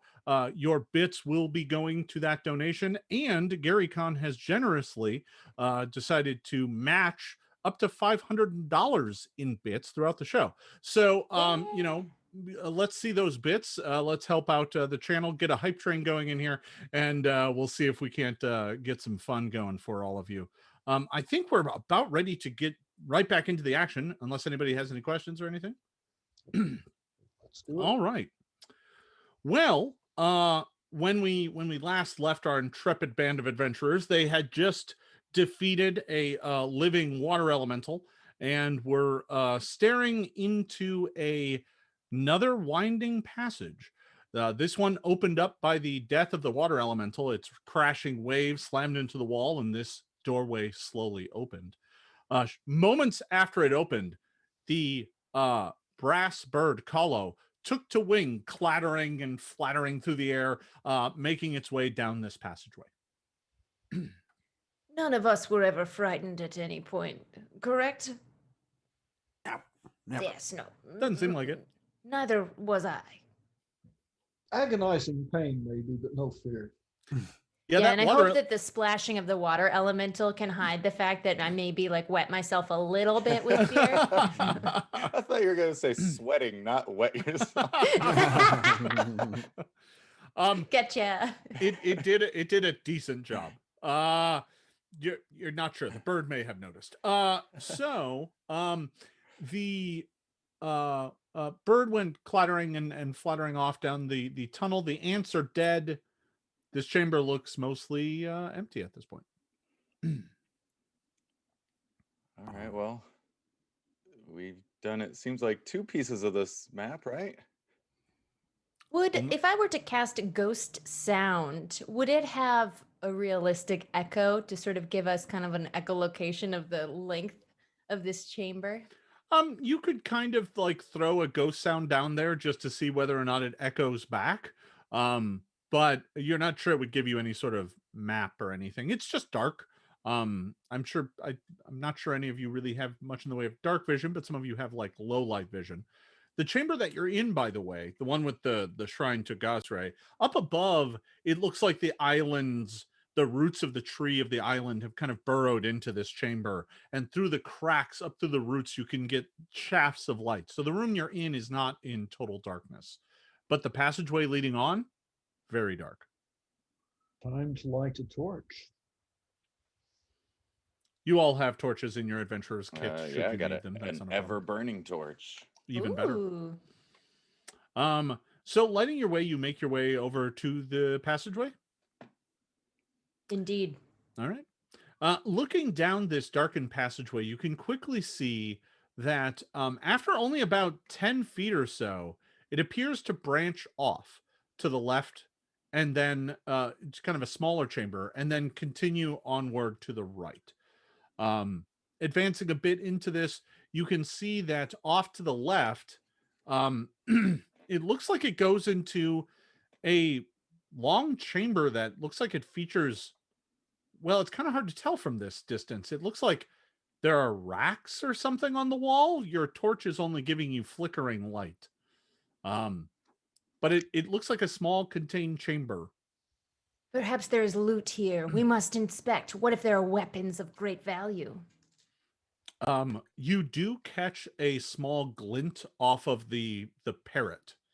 The brass parrot is down in the back of this chamber. Want me to sneak in there? Okay. Give me a stealth check. Great.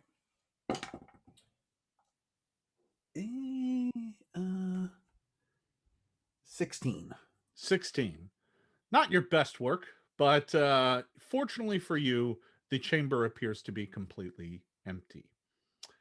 The short passageway opens into a long, quiet chamber, flanked on both sides by wooden racks bedecked with old, dust-covered weapons. Some appear to be in fine condition, while others appear to be nothing more than rusted scrap. The clockwork parrot sits atop a small plaque at the far end of the chamber, lit from above by a narrow shaft of light. Can I roll to see what is the most valuable weapon, and then I'd like to snatch it? You can. Taking a look at the weapons. You know what? Give me a, let's say, do you have craft? I do. Yeah, give me a craft check. 26. So, looking at the weapons, you can tell that a few of these are probably magical. Just because they aren't corroded and covered in dust. That like all of the others are. So like there's a really nice looking longsword, a really nice looking rapier, and a really good looking spear. I'm interested in this rapier. Okay. So you can go pick up the rapier. That's not a problem. What are the rest of you doing? That plaque. Well, good thing there's no society to kick you out of here, Elsier. I think I remember something about a spear from Kahlo that towards the end of the message. You don't remember him talking about a spear at all, but I would like to read the plaque. Okay. So you make your way down the chamber, and it's kind of dark and gloomy in here, and you're walking past these old ancient weapons, and there at the end of the chamber, lit by only this narrow shaft of light, is Kahlo sitting perched atop this plaque. And the plaque reads, "Honor the weapons of the fallen dead, those who died in service upon the sea. But let not these tools go unused, for even in death, they might help the living." Well, You see, I simply knew. there was a warning in the message from the captain about dead men's weapons. No, those of the lost, obviously. These weapons belong to no one. Otherwise, they would be closely guarded. I don't know about that. So there was one of you mentioned that you remember the bird talking about the spear. Yeah. That wasn't the bird. That was one of the map fragments. Oh. Yeah. That's. I'm not sure who has it though. The what now? A map fragment. There is one that There's- mentions a spear. Didn't somebody's have something talking about a spear? Mine had a scimitar on it, a picture of it. Lost at sea, the one that's worth the most goes last. That's right. Yeah, what's We've your? already done mine. Yeah, and mine's done. Wait. Oh, mine says, oh my gosh, pay homage to the lost. Take not their blade or spear. If you want to win the Pirate King's treasure, put that rapier back. Reluctantly, See. Elsier places the rapier exactly as he found it. And perhaps there's some way to sort of even restore the dust that was on it using like mage hands. Yeah, sure. Yeah, you can mage Opposite hand up. of prestidigitation. Yeah, mage hand up some dust and just throw it on there and be like, yeah, nobody touched that. See, No. no one would ever know. How can we Kako- pay homage to the lost now? Kahlo up atop the plaque is like, rock, very authentic. So what is touch not what in the spear? Take not their blade or spear if you want to win the Pirate King's treasure. So looking over the weapons here, there's a lot of blades and spears, unsurprisingly. Is there anything that is dramatically not a blade or spear that looked useful? Funny you should mention it. Taking a look, you do see two things that are definitely not blade or spear, right? Because a rapier, a long sword, a long spear, a short spear, a falchion, a falcata, all of those are blades. But you do see a very simple looking kind of club with an iron band. And there is also a gaff, which is a gaff hook, right? You know, it's basically a hook with a handle. That is also clearly not a spear or a blade. But frankly, they don't look in particularly good condition. Detect magic? You detect magic and well, someone does. I don't actually think you do. I don't have the ability. Any opportunity to show off a minor cantrip, Sure. Elsier takes. Yeah, a little bit of flex. Yeah, you cast detect magic and you know, the sword and rapier and spear kind of glow, and you get a sense that those are magical, but nothing else is.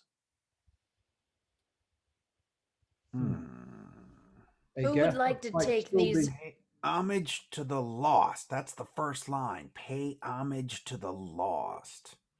A gaff, a long pole with a hook, could still be a useful tool for something.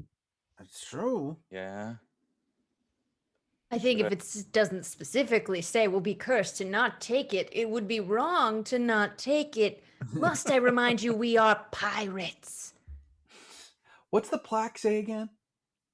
The plaque says specifically, honor the weapons of the fallen dead, those who died in service upon the sea, but let not those tools go unused, for even in death they might help the living.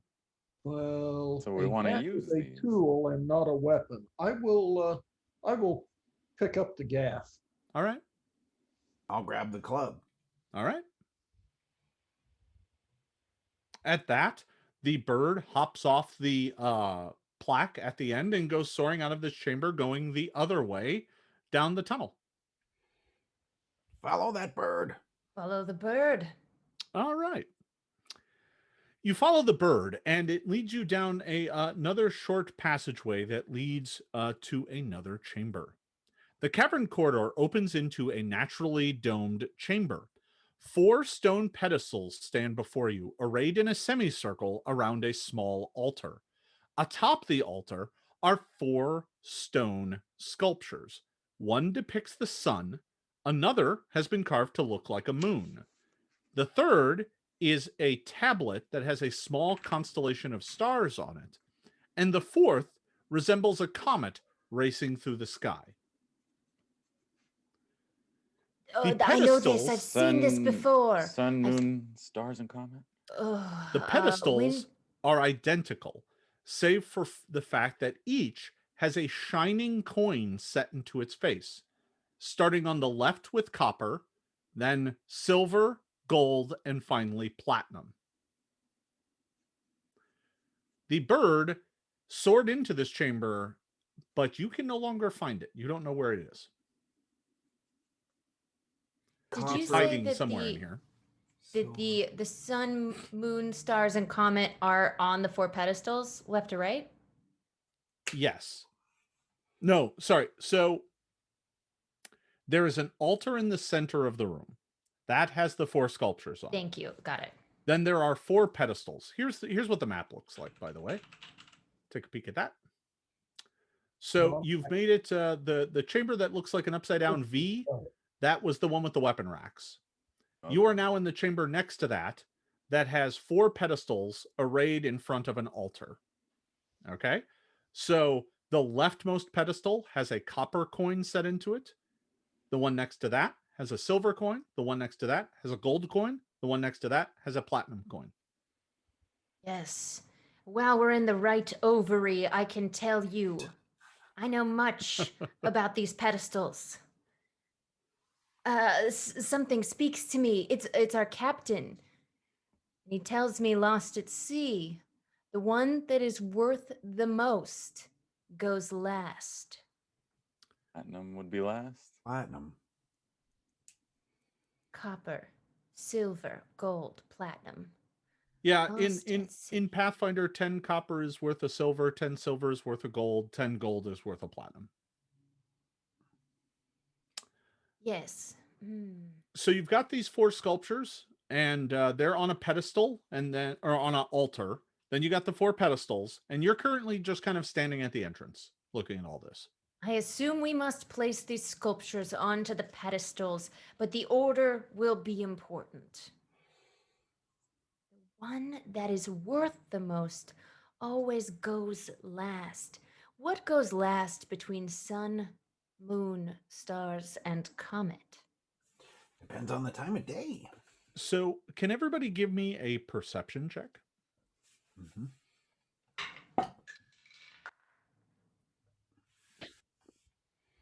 17. Rolled a 7 and still got a 20. 20 also. All right. I'm trying to perceive perception again. There we go, 16. Yeah, it's the one we hide up at the top because we're mean. Okay. So Lavana and Cacao, the two of you notice spot that atop the altar between the 4 sculptures, there appears to be an inscription. Okay, I'll go read it. All right, so you're going to approach the altar? Yeah. All Yeah. I just like to ask that question sometimes. And I'm like, well, Do you watch where you step? if anyone's approaching the altar, it's the cleric. I'm just being mean. All right. So you approach the altar, and making your way up to the altar, there is an inscription, and it reads as follows. To find your way, you must be able to navigate by the sun, the moon, the stars, the sun, the moon, and the stars, preying upon a lucky comet to find your way home. The sun is mighty in value, worth more, and placed before the stars. The moon, in her pale radiance, cannot be gold or copper. To spy a comet is worth 100 times what you might get for glancing upon the moon. The stars come out right before the moon rises. Yes, this can be solved indeed. The comet is worth 100 times the moon. The moon cannot be gold or copper, so it must be silver. Silver or platinum, yeah. Or platinum. Platinum is not Yeah. gold or copper. Yes, but the comet is suppose you- worth more than the moon. Of those two, I think the comet is platinum. I suppose you don't have a copy of that inscription that you can throw on the screen. I, in fact, do. Aha. Very good. I'm just going to hide behind it. Sun. 100 times. I like the font. Moons. Uh, Comet is 100 times the moon. Can you lock to that so we can talk without taking it away? Well, I don't worry. I'm not worried about being hidden briefly. So- It's fine. I'll just sit back here and make faces at all of you. If you click Yeah, the I three think- dots and pin it, I think the moon is silver and the comet's platinum, and then the sun has to come before the stars, so the sun must be copper and the stars must be gold. Well, hold on. stars before the moon rises. I think the sun's gold and the stars are copper. So to make it easy, folks, I sent it to you in the Zoom chat Oh, great. Thanks. Yeah. That'll make it. because I definitely don't want to like share screen or anything like that because that's going to make the stream No. turn into a Lovecraftian nightmare. Comet.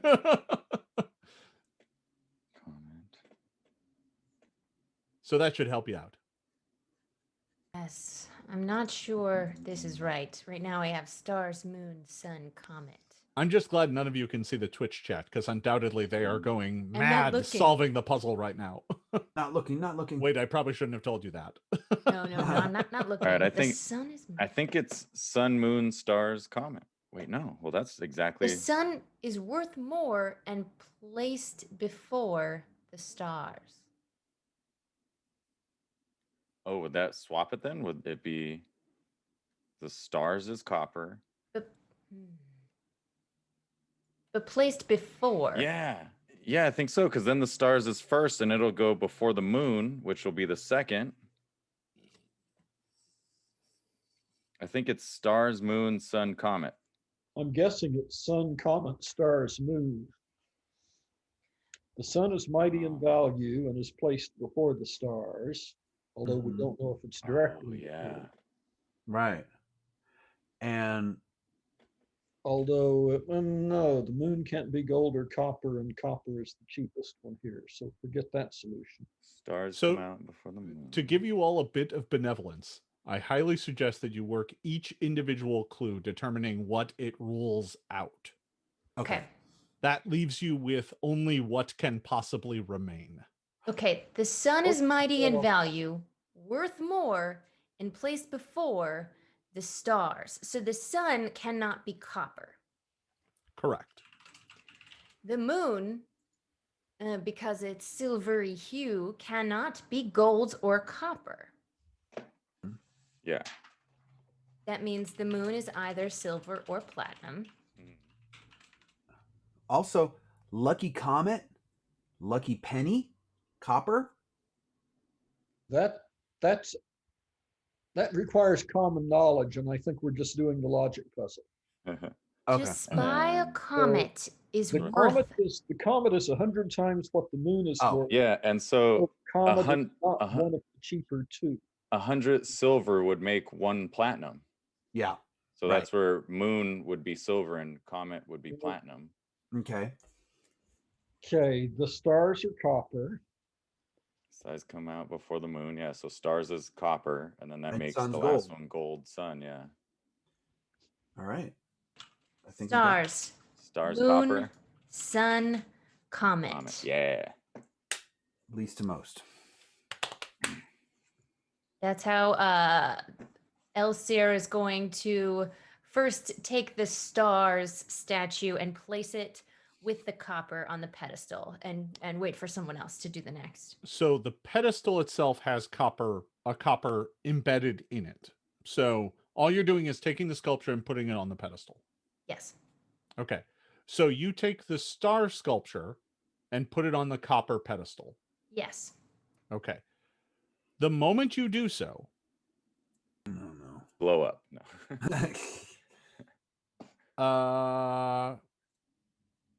yeah, nothing happens. Sorry, I misread a thing. Nothing happens. Okay. We all wait for a moment in silence, ready Yeah. for any reaction, and none happens. Sometimes nothing's a good thing. Maybe we So, continue. yeah, nothing happens. Well, I've done mine. I'm gonna draw my dagger and wait for someone else to move. Oh, okay. I'll go next. I'll All right. take Okay. the moon and put it over on the silver. Okay. That's done. Oh, all right. I'll take the sun and put it on the gold. Well, don't you hear from up in the shadows, don't look at me. Okay, Take the platinum, the comment on the platinum. Okay. I'm going to take the stars and put them on the copper. Yeah. All right. Okay, I think that was done already, but the sun being placed on gold hasn't been done yet. Yes, but the is it a paladin? He goes over and adjusts my work. Oh, sure. Just yeah. slightly. Yeah, twist it. Sun on gold, moon on silver, stars on copper, comet on platinum. All right. Yeah. So you have you put the star down, you put the moon down, you put the comet down, then you put the sun down. When that happens, a tremendous wind surges into the chamber, knocking all 4 statues back towards the altar, and I need everyone to make a fortitude save. I think we got it wrong.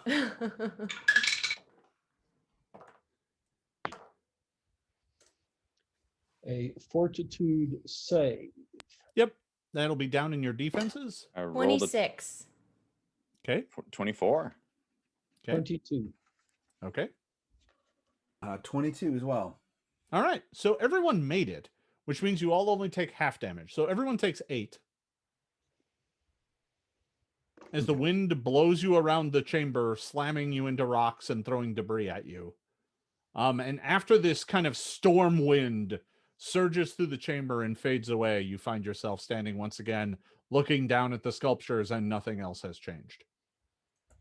Did we have the order right, but then we didn't put it in the correct order, guys? No, the leftmost statue is copper, and that's where we place the stars. I think our deduction was incorrect. But then I Wait, think what I was- put the comet down, and then the sun went down last. I'd still put the comet on platinum, but I don't think we put the sun on gold till after I had the comet on platinum. Maybe it's a timing 'Cause thing as well as. Yeah, wasn't it something about we're supposed to put the most expensive last? And we Yeah. didn't do that? We didn't do that. Okay, let's That's the pick first. them all up, put them on the altar again, and then No, let's... wait. The pain that it caused me tells me perhaps we should rethink our actions. Well, we weren't specific about what order we were putting them down in. Right. Just whatever we shouted out. So if one of them has to be last, what exactly is the clue about the most valuable going last? Yes, There's- that's it. The one that is worth the most always goes last. Very specifically, the Yeah. one thing we messed up. Yep. Well, and I mean, a lot of the clues speak to time. Right. Oh.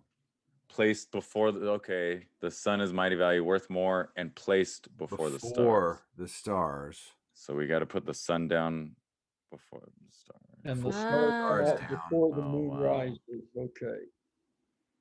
So I think we had the positioning. Well, From somewhere up in the darkness, you hear, "Rock! I thought I could hear gears turning." That And burned. then the stars come out right before the moon rises. So then we got to put stars before the moon. So I Well- think the order we got to put it in is sun, stars, moon, comet. Yes. I'll take the gold statue and the sun statue and place it on the gold pedestal. Okay, so you took the sun statue and put it on the gold pedestal. What next?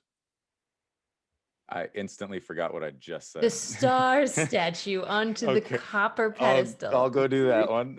All right, you take the star sculpture and put it on the copper pedestal. What next? The moon onto the Moon. silver. There you and go. then the comet onto the platinum.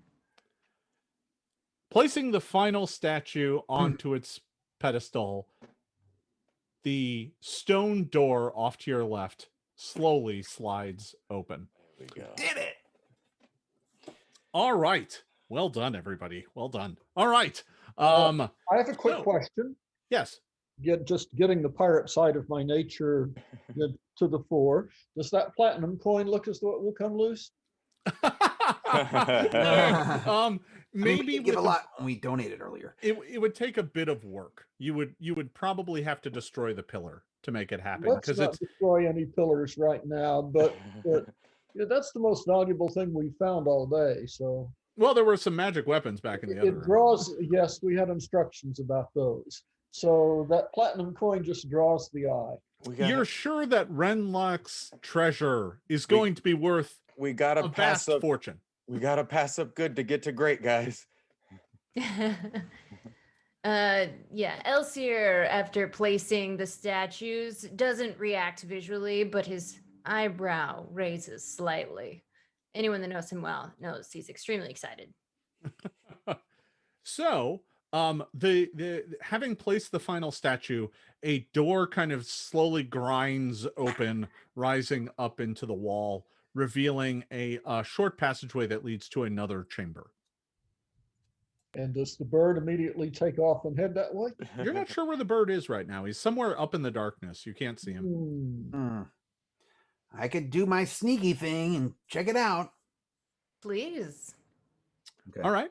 Are you good with? Is everyone good and healed up and ready to venture forth? Oh, Oh, you know, it might be good to get healed. That is open to any healing anyone would like to perform upon me. Okay, I could do a big group heal again. I'm way too nice to you guys. I mean, this isn't my something normal tells style. me now's the time. Yeah, all right, I'll do it again. It's a charity stream. It's okay. It's for charity. If people keep those bits coming, I'll keep being nice. I'll cast it again. I don't remember what it was that I'm doing it. It was the 3-action heal, and it does 3d8. 3d8. Okay, that's what I'm rolling. 3. Rolled a 3, rolled an 8, and an 8. So 19. Great. 388. Yeah, that's 19. Nice. 486. That can't go above max. Suddenly, I feel great. You guys feel real good? Yeah, I feel good about this next room too. Uh-oh. I think the treasure's just going to be waiting there for us. Probably we've gotten through all of these difficult tasks. There's no more shards of map. Lead us Yes. into this next one, and that bothers me a little bit. I'm going to take my old non-magical gaff and just poke it through the door before we send a scout through. All right. You kind of wave your weapon around at the door, and it doesn't seem to do anything. Good. Well, although the gaff is not a weapon, it's a tool. That is fair. Keep that firmly in mind as I tool around with it. Yes, indeed. So you, Cacao, you kind of sneak forward into the chamber, and I'm assuming everyone else is following behind with a little bit of distance. Yeah. Okay. Mm-hmm. I'll go last just in case there are any surprises coming up. Sure. You make your way out of the kind of puzzle chamber, and oh yeah, I forgot about that. So you make your way out of this chamber and into another large, open, cavernous room. The rolling ocean has been painted on the walls of this chamber in faded blues and pale white. Opposite the entrance is a raised platform with an enormous stone throne set against the far wall. An equally large skeleton sits atop the throne, clad in the raiment of a pirate, complete with a patch over one of its empty eye sockets. The voice of your former captain calls out from the darkness. My old friends, you have come so far, and the end is just over the horizon. I hope you will face this final test together and learn, as I have, that you can only step into the future by overcoming your past. As the voice fades away, the giant skeleton suddenly stirs, standing up and drawing a massive scimitar. With a nightmarish clatter, it stumbles forward to attack. At this, I'm going to need everyone to roll me some initiative. Oh. However, Kako, you can roll stealth if you want, because you snuck into the room. Okay, I'm gonna do that. And I did get a 29. That is very good. A 21 for me. All right. Sorry, so Kako has a remind me. 29. We add our perception to it. Initiative adds Yeah. perception. Now I Yes. get rid of the top. Anything Elsier, what else? did you get? Becca? Oh, sorry. Yeah, 21. no worries. 21. 20. Jadrin, what did you get? 20. 20. And Lavana, what did you get? 27. Got a All high right. perception. Okay, so Cacao, you get to go first. This thing begins to lumber forward. Just so you have a sense of the chamber, it kind of looks like that. So you've entered through the small door there, and there's a handful of large pillars kind of supporting the ceiling. There's a set of stairs going up to this throne, and atop that throne is the skeleton, but it has just stood up. So you are kind of across. You are across the room from it. You're about 30 feet away or so. Because I stealthed, can I get behind him? Well, you've kind of stealthed off to one side, and you're kind of keeping a pillar between it and you so that you can remain hidden. You could kind of sneak around in the shadows, but you're pretty sure that this horrible undead monster can see in the darkness. So Yeah. it's probably going to be able to see you if you attempt that. But Man. you are the first to go, and it doesn't appear to know that you're there. So you are hidden right at the moment. I'm gonna hold my action then, so that if maybe someone else engages, then I could flank him and do more damage. Sure. So you can delay and just stay hidden in the shadows for the moment. Yeah. No problem. Okay. Okay. Well, that turns to work out. That actually works out relatively well for you because it goes next. It comes stomping off of this platform, charging down with, well, to be honest, a rather, it calls it a scimitar, but it's actually a giant hook. It has a giant gaff hook as well. And it comes down off of the pedestal. It's going to move up toward you. And I'm just trying to check its movement. There it is, 30 feet. Yeah, so it comes charging up to the room, and it kind of gets between two of the pedestals. But even from that distance, it can still hit you. It's like 10 feet away, but it can still strike. Now, Jadrin, you said specifically you were at the back of the party. And I know Cacao is hiding up in the room. That means I'm going to wager Lavana is probably next. Yeah. Probably. Yeah. Yeah. Because you wouldn't put Elsier up next. I mean, No, that's fragile. That's ridiculous. So the giant pirate skeleton with its big giant eye patch, that's like the size of a small shield. It is going to swing its gaff hook at Lavana. Oh. I'm as small as a fish to it. I just looked at my attack bonus. Yeah, boy. It's Okay. I rolled a 5. So that's a 25. oh, plus 20? Crap. My armor class is a 19. So All right, it will hit no matter what. So that's going to hit. Well, a 1 would still miss. All right. It is going to hit you with the gaff hook. And that is only going to do 14 points of damage. Okay. Good thing I healed. And with its third and final action, it is going to swing at you again. Oh, all right. Armor class 21. My armor class is 19. Yep. Yeah. You're lucky. My damage rolls are pretty terrible. That's only 14. Oh, man. All right. All right. That is the nightmarish giant pirate skeleton's turn. That is its turn. Next up in our initiative order is Lavana. Lucky for you. Let's get some payback. Could I move now though, because he attacked Lavana and then flank him? If you would like, you can go now. However, you can't flank yet because no one is in melee combat with it. Okay. It is in melee combat with you, but you are not in melee combat with it because it has reach. I will wait. Okay, All I right. will wait.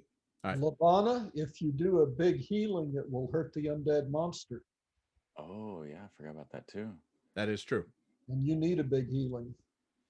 That is true. Oh man.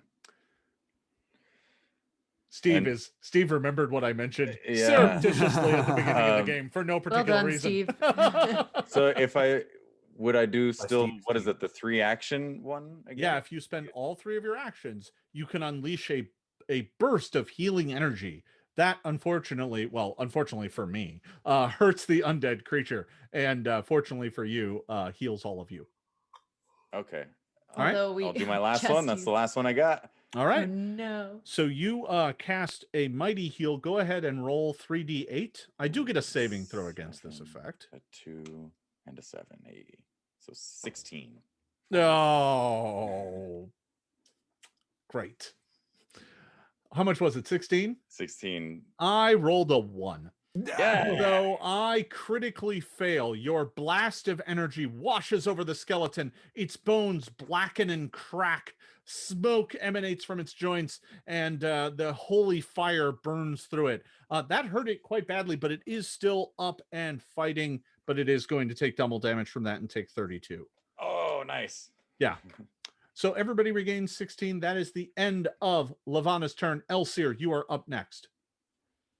Ah, yes. Watch as I do my work against this mighty foe.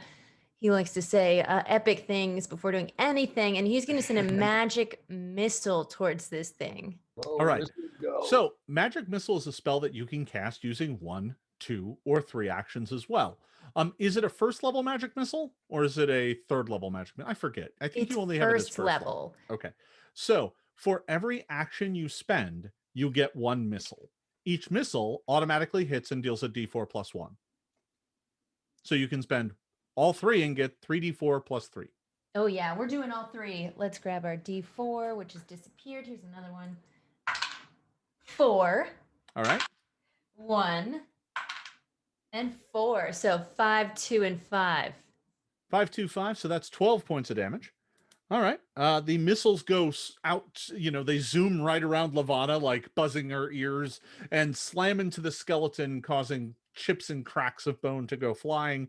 The skeleton reels a bit at this, but is still sturdy on its 2 feet, ready for a battle. That is the end of Elsyr's turn. Next up, Jadrin. All right. So you are in the back. You will need to spend a move action to get up to it. You can move through your friends. That's fine. I don't think I need to do that for what I have in mind, because I want to pull out one of these flasks of holy water that I'm carrying Okay. and throw it at the skeleton. Okay. Now, if getting close will help, I'll do that as my first action. Doesn't make a difference. Let's save that for something else. All right. So you don't have to get close, but go ahead and bounce me a d20. I have a good idea what your attack bonus is, and we'll see if it hits. 16. 16 is going to do it from you for sure.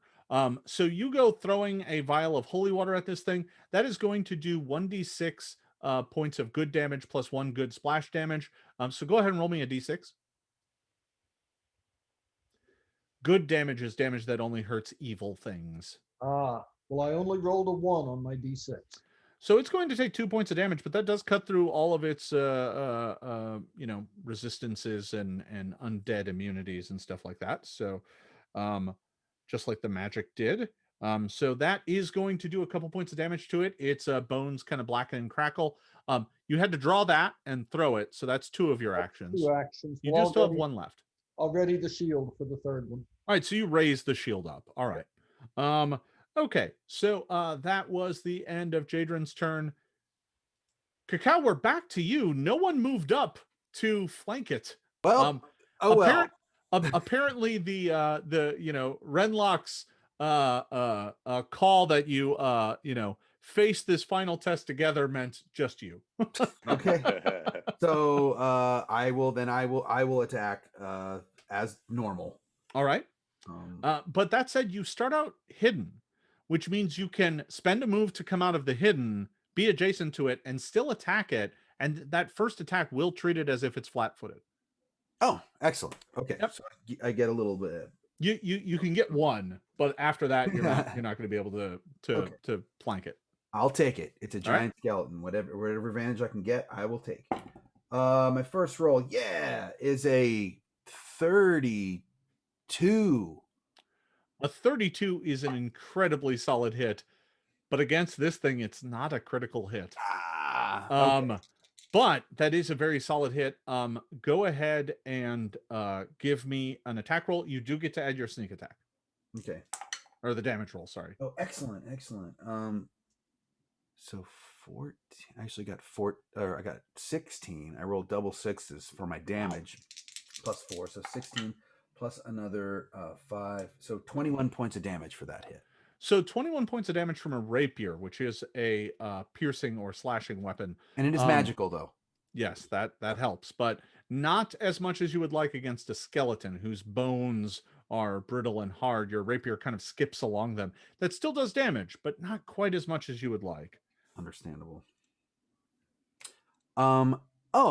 Would I'm the one that picked up the club from the tool room. Yes. Could I make my final attack with the club, or would I need a movement to switch it? Well, you had the club from literally just a room ago, so I'm assuming it's still in your hand. You haven't exactly stored it, and the rapier only takes one, so sure, you can still have that out. I'm going to swing at it with this club and see if something fun happens. All right. I do get a 24. So that is going to hit. Go ahead and give me the club just does a d6 damage. No sneak attack. You may add your strength modifier if you have one. I do 1. Okay, so I rolled a 5, so 6 points of damage. So that's 6 points of damage, and that cuts right through any resistances it has. You just bash the bones. So that appears to work, although you're not sure if the rapier wouldn't still be a better bet, especially when you're sneak attacking. But you never know. Okay. So that is the end of Cacao's turn. Next up, the skeleton goes. If I had wanted to cast a reaction spell, is it I need to do that at the end of my turn? So reactions can be cast whenever they are triggered. You can cast them whenever one might be triggered. So do you have a reaction spell that might be triggered on a fight, or? I do, but let's see who this skeleton goes for first. Well, I see. I have a question actually, really quick, because I held my action to the end of the turn. Yeah. Is it now my turn again? Well, no, because you were holding, it rolled all the way back around to you. You were kind of hoping that someone would come and flank it. It rolled all the way back around to you, and it just was your turn as normal. That's fair. Okay. Obviously, our ensemble fighting could use some work. Yeah, clearly. To be fair, you haven't adventured together for like 5 years. So, right. Some of our shorthand is off. Yeah. I'm like, I'm giving the signal. Nothing. Wrong signal. Rolling up and down and up and down. So the skeleton is going to spend its first 2 actions doing an attack move called Focused Assault. It is going to spend 2 actions to do a Focused Assault on you, Cacao. It is going to slash at you twice with its claw, so with its open hand. Okay. And it's going to make both those attacks without taking the multiple attack penalty. But a moment before, may I cast Genie's Veil as a reaction? Genie's Veil? You possibly can. What does the spell do? Well, with a flourish, I fulfill a creature's wish for protection, and I imagine when Cacao curses all of us for not aiding him in being able to flank or her, then I understand that to be a wish for protection. I see. And I bend reality to keep them from harm. The target vanishes in a burst of brightly colored smoke and sparkles, reappearing an instant later. They become concealed against the triggering attack until the end of the current creature's turn. All right. So Genie's Veil is going to make you concealed. That's going to make it much harder for me to hit you. And that burns your focus point. That's where that's coming from. That makes perfect sense. All right. So as your focus spell, you only get to cast that once until you regain your focus, which you're not going to be able to do during the fight. So this is the one-time use of that during this Worth fight. it. Indeed. So concealed is going to mean that I need to roll a DC 5 flat check to even have a chance of hitting you. So I'm going to go ahead and roll the attack, and then I'll roll the flat check. So let's go ahead and roll the attack, and then we'll see if it even hits. So the attack is certainly going to hit. It's a 33. But let me roll the flat check. That would be a crit, by the way. Unfortunately, I did still manage to locate you, so that is going to be a critical hit. I tried. I appreciate that. Oh, I still rolled terrible, though. But terrible is still going to be 28 points of damage. Oh, wow. Jeez. No joke. I mean, considering the high was 50, 28 isn't as bad. My poor bird friend. I'm okay. I'm fine. All right. The second attack Oh, no. is also a 33. Is it also obscured? Or Let me roll for the concealment. A 3 will mean that it misses. Oh.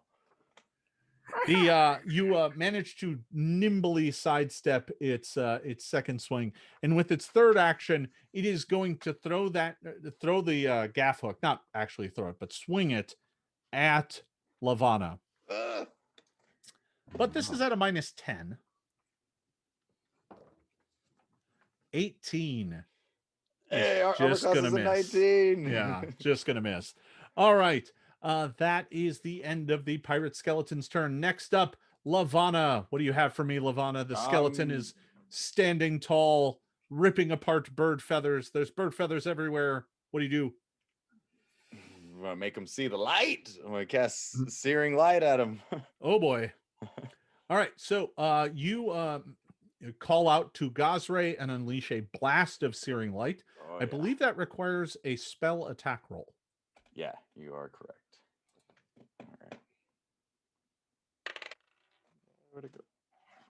Rolled an 18 and spell attack is plus 11. So 29. That is fantastic. That is a 29. That is a hit. Yes. So what does searing light do? So deals 5d6 fire damage. If the target is fiend or undead, you deal an extra 5d6 good damage. Oh, nice. 5d6 So and you are 5d6. going to do Love that good 5d6 fire damage. Yeah. Give me that.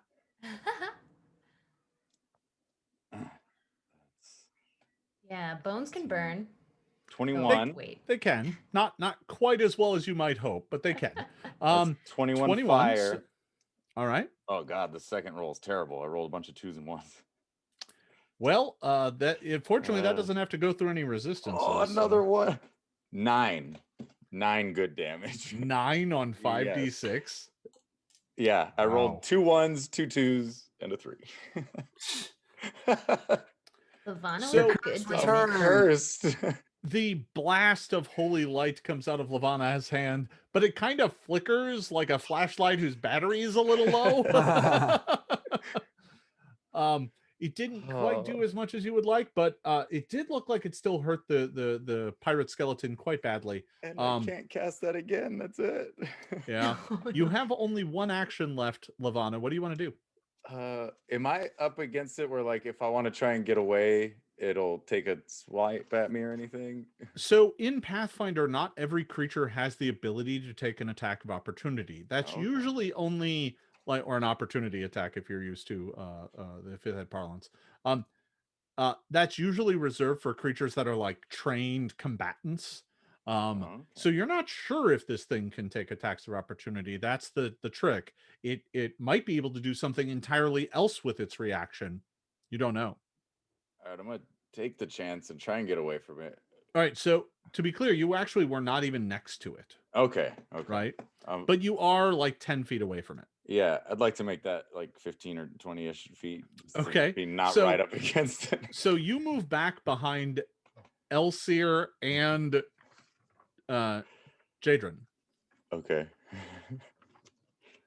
Okay, that is the end of Levana's turn. Elsier, you are now next. Filled with fury at seeing my companions harmed, I will cast the most powerful spell in my arsenal, a lightning bolt. Now, this says the Ooh. saving throw is a basic reflex. Yes. So what that means in Pathfinder, it means make a save. On a critical success, you take nothing. On a success, you take half. On a failure, you take full. On a critical failure, you take double. That's what basic means. Gotcha. So go ahead and roll the 5d6, and I'm going to roll a reflex save. It's actually 4d12 Oh, it's 4d12, that's electricity right. damage. Yeah. Oh, a 1 and a 2. Oh gosh. And a Oh. 9 A 1 and a 2. Wow. and an 8. 20 altogether. All right. You unleash a blast of electricity at this thing. I got a 26 for my reflex save. Which your DC is probably what? 20 21? 21, 22, somewhere low 20s would be my guess. 21. All right.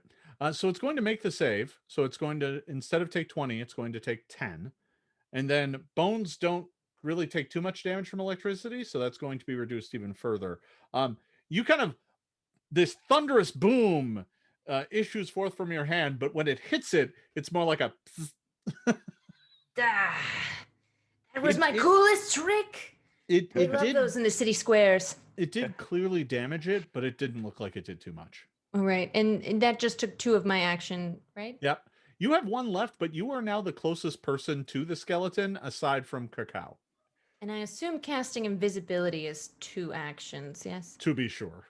Then I will just leap behind the closest pillar. All right. All right, so you're going to kind of dive into the room and kind of move off to the side. Yeah. All right, that clears the lane directly up to it. And speaking of which, Jadron, you now have a direct line up to it. It's about 15 feet away from you. Well, I feel bad first about being in the rear of the fight, being paranoid about what was behind us, and that was the wrong call. And my holy water just about fizzled, so we're going to fall back on the old fighter tactic of screaming and charging. Sure. So with 1 action, you can move right up to it. I know you already have your sword and shield out, so no problem there. You move up to it. You are now flanking it because Cacao's on the other side of it. And the moment you flank it, you notice something odd. The eye patch makes it really hard for this thing to keep track of both of you, oddly. So it looks really badly kind of outmaneuvered. So swing that sword.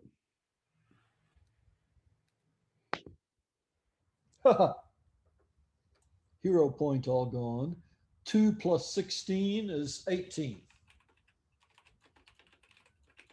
An 18 is not going to do it. Yeah, you go swinging at it, and you just come up short. Your blade just clatters off of its bones. We'll take a second swing. All right. Not going to be much better. This 5 is 3, 19. A 19. You're still coming up just shy. Like your blade is really close to landing a solid blow, but it just keeps clattering and skipping off the bones as this thing continues to kind of dance and move around. Well, we'll flank it and annoy it and see what the teammates can do. All right. Well, that is the end of Jadron's turn. Next up is Cacao. Folks, you guys got to know that the folks in chat desperately want to help all of you, and I just told them that for 1,000 bits they can buy you a hero point. So I've given them the offer. You know, I'm being as nice as I can, and it's all for charity. So we'll see. All right. Come right now might be real good. Real good. All right. So someone just got a hero point. It looks like 1,000 bits came in seconds. Awesome. Let's just say that and now another 1,000. So there are 2 floating hero points. I think that was 2. I'll let For them the correct children. me. For the children. It is for the children. So there are 2 floating hero points. I'll let whoever wants to use those use them. Whoever needs one, grab it. Yeah. Oh, someone has attempted to cast hideous laughter on a skeleton. I see. I see. Well, we'll see when the bird gets a turn, because the bird gets to go at the very end of the round. Well, Bird which is the word. Have we actually moved right far now. enough past So my you know turn what? that I- We'll roll with it. Sorry. It's for the children. So the bird caws off out in the from the rafters, casting a hideous laughter down at the terrifying skeleton. Let's see. I think that's probably going to make it though. I rolled an 18 plus 12. That's a 32. But while I'm figuring that out, Cacao, it is your turn. Okay. Oh. I'm gonna. Yeah, go on. That's Oh no, okay. Steve. We Go go. ahead. Steve had something. Did you Well, have something, Steve? Well, what I was asking was whether we had moved past my turn or whether I could grab one of those loose points and take another swing. But it So- sounds like we've moved past it. So Jadron, yeah, you could have re-rolled one of your attack rolls. I'll let you re-roll one of your attack rolls and burn one of the hero points for that. I'll do that. My odds Sure. are good. Sure, my I'm roll is feeling bad. benevolent here today. Yay. Well, let's benevolently kill the. Oh, that's much better. And all thanks to whoever it was who contributed the bits. 16 plus 16 is 32. 32. A 32 is, because it is now flanked, a critical hit. So go ahead and roll damage, and we're going to double it. Oh, I should have made this cost more. It's clear that folks are far too willing to help you win. Still, I It's think great. $10. It's great when someone else gets a crit, because mine would be terrible to double. Double 9 points of damage. Double 26. 26. All right, so some of that is going to get reduced because it is made of bones and you are attacking with a sword. Swinging attack? Wow. Okay. Yeah, it's a slashing weapon, so it doesn't do as well against bones. Okay. You want bludgeoning weapons for skeletons. Ah, All right, so there is now he may have spent one, but there's now another one. So there's still 2 floating hero points at least. There might be 3 actually. I'll sort it out here in just a second. I don't think it's going to matter, but you know, they're coming in hot and heavy now. So that did a real number on it. The hideous laughter, the skeleton kind of chuckles its jaw a bit, and it now cannot take any reactions for the next round, but it did make the save and didn't lose its turn. And now we are up to Cacao. And he's flanked now. He is. Yeah. Okay. I'm going back to the rapier. Like you said, I felt like assessing the differences. He's going to go back to the. Or she's Yeah, gonna if you had more strength, it might work out better for you, but the lack of big strength score probably means it's not as good. 24. 24 is a hit. Okay, great. 13. 21 points of damage. 21 points of damage. All right, that is with the rapier. So I'm going to knock a little bit off of that. All right. So Jadron runs up and slams his blade into it, dealing a mighty blow, and ribs go scattering across the room. Cacao leaps up from behind it, and his rapier just comes out and just pokes out one of the vertebrae. Like it just boom, and just goes skittering across the floor. And for a moment, the skeleton is about to lay all of its fury upon Jadron, and then it just collapses into a giant pile of bones. And it sounds kind of like that xylophone noise when skeletons collapse. You know the one I'm talking about. And it just collapses into a heap of bones and dust. The giant skeleton has been defeated. You just got to hit it in the right place. clearly. Well done, Cacao Bird. That Was it wearing any jewels? So upon closer inspection, it had like the raiment of a pirate lord. So like it had like, you know, jaunty shirt that had long since moldered into rags. Its eye patch looked at a distance like it was crusted with jewels, but when you get up close, you realize they're just pebbles that have been set into the leather and then painted red or blue or something. It all looks like a scam. The skeleton looks fakely bedecked with treasure. It's all too big anyway. You gotta use his eye patch as a shield. Yeah, And you hold could it up literally. and think about it and then throw it down. They're not real rubies. If they were, they would have been the size of your fist. I'll use his shirt as a tent. What's left of it? Yeah, it's a ratty tent. So the skeleton has been defeated, and as this happens, one final door opens in the southeast corner of the room. And as soon as it does, swooping out of the darkness from above is the parrot. Kaulo goes swooping down through this open doorway into darkness. This parrot has not steered us wrong yet. Unless you count getting us into one deadly fight after another.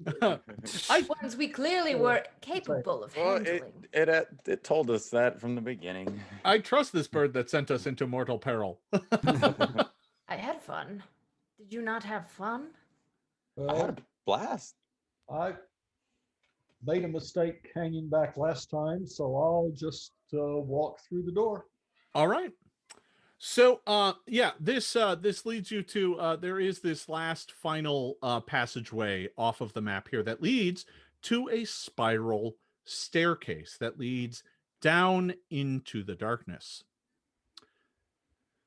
What happens is you make your way down this passageway, and Kaulo kind of leads the way. He flies for a bit and then lands on a rock, flies for a bit, lands on a piece of stone, and you find yourself in a long, winding passageway that meanders underground for like a full half hour. You're kind of just walking down this passageway. And although it's clear that this was once a kind of natural cavern, it has been intentionally smoothed and made level so that you can walk through it with relative ease. After about an hour of following Kaulo, the bird continues to hop along, and occasionally it chirps and makes noises at you. Come along, this way, great treasure, and it just keeps making its way down this passageway. And then my head explodes from the adrenaline. And it eventually makes its way into a dimly lit chamber. Thin shafts of light peek out from behind a curtain that hangs on the opposite wall. In the center of the chamber is a massive wooden chest, its lid open. Unfortunately, all that is inside is a handful of old, corroded copper coins and a few silver pieces. Kaulo lands atop the chest, and the voice of Captain Renlock emerges from the bird one last time. Kaulo hops precariously on the lid of the nearly empty treasure chest as the voice of Captain Renlock echoes from its beak once more. My old friends, you truly were the finest crew I ever had the pleasure of sailing with. And I am sorry to say that the promised treasure was a bit of a ruse. I hope you will forgive me, but I turned it all over to the Andoran captain in exchange for his promise to be lenient on all of you. That treasure bought your freedom, and I can think of no finer purchase. The bird grows silent for a moment before leaping off the chest to perch atop the moldering drapery on the far side of the chamber. The voice continues. But fear not, my friends, because an old pirate like me always has one more secret, and this one is for you. With that, the parrot tugs at the curtain, which falls away to reveal a short passageway that leads to a secret cove hidden on the far side of the island. There, sitting above the waves, in a dry dock, is a glorious sailing sloop in near perfect condition. The parrot continues. I had a few enchantments cast on her to make sure that it was ready for you when the time was right. The ship is yours.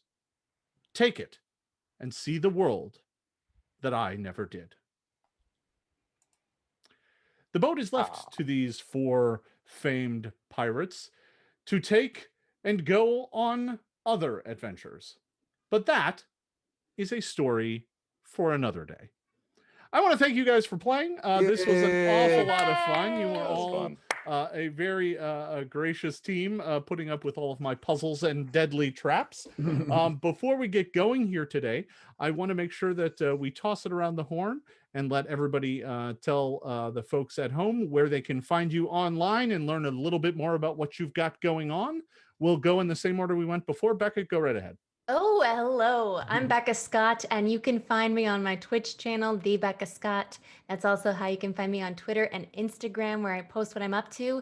I have a YouTube channel called Good Time Society, where friends will guest with me as I run TTRPGs, as well as digital board game playthroughs. And I do a lot of board game tutorial videos. So check those out. Also, this may be a little sacrilegious during GaryCon, but I run a Call of Cthulhu stream every Wednesday night on my channel, Good Time Society. So I hope you'll join me for that anthology female-driven series. And that's Good me. times in Call of Cthulhu. I don't know what those are like. You don't have a good time with cosmic horror and Oh, I sending have your a great friends? time. My character Yeah. doesn't, though. It's the irony that drives me. Steve? I'm Steve Jackson, and I've had a great time. Thank you very much, Jason. Thank you very much for playing, Steve. It's been a blast. I've been wanting to play a game with you for, 30 years or so. I'm going to go back and get that platinum coin. That's a mile's walk for a good reward, and the most cash we've seen out of this deal. That'll buy our next meal on our shiny new ship. That's right. Yeah. Yeah, absolutely. Fantastic. All right. My website is www.sjgames.com, and from there, that gets you places and you can see things. Just like everyone else on the internet, I will caution you that you may run into the other Steve Jackson who helped found Games Workshop. It's a different guy. Wow. Confused me for years. Jason, where can folks learn a little bit more about you? Yeah, I'm Jason Charles Miller, musician, voice actor, and so Mondays and Wednesdays I stream a music show on my channel. On I would be remiss if I didn't mention on Tuesdays I host a show for Idle Champions. It's a songwriting show where we write a song in 2 hours on the Codename Games channel. We write a song about a different character from Dungeons and Dragons every week. It's kind of crazy, but my co-host Dylan Wilkes and I write it with the audience. So we'll pick a genre, we'll pick a character. We've written like a pop song about Tiamat. We've written a goth song about Strahd von Zarovich. That's a little bit more on brand. But like we've had great special guests, like Ed Greenwood came on and we wrote a song about Elminster together.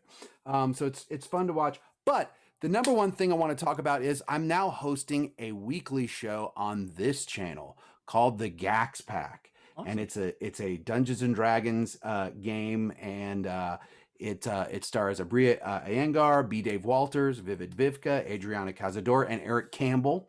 And it's about an interdimensional delivery service and security company, and it takes place in every different realm of Dungeons and Dragons that you've ever heard of, from first all the way up to fifth and everywhere in between. So another reason to follow this channel. We're premiering next Saturday at 5 p.m. That is a fantastic crew you got there. That sounds like a lot of fun. Brandon. Hey everybody, I'm Brandon Cutler, a professional wrestler with All Elite Wrestling, which you can find on TNT every Wednesday night at 8. You could follow me on Twitch at Brand Cutler or any social media at that same name. There's also a show we run on YouTube called Being the Elite, which I help produce and edit. And we also have more wrestling shows for free on YouTube called Dark. You can check it out. I wrestle in a whole D&D themed thing where I come out with a cloak of Tiamat and a dragon mask. So if you want to see a wrestler that looks like he walked out of an adventure like we just played, there's where you can find it. That is I gotta add, he did do a match where he threw his opponent onto a pile of D4s. Did do that. And another thing connected here. Hey, Jason Charles Miller does my music. He does my entrance music. Oh yeah. He wrote his theme song. That is amazing. Well, everybody, you can find me at all the various social medias at Jason Bulmahn. That's JASON BULMAHN. That hidden silent H always trips everybody up.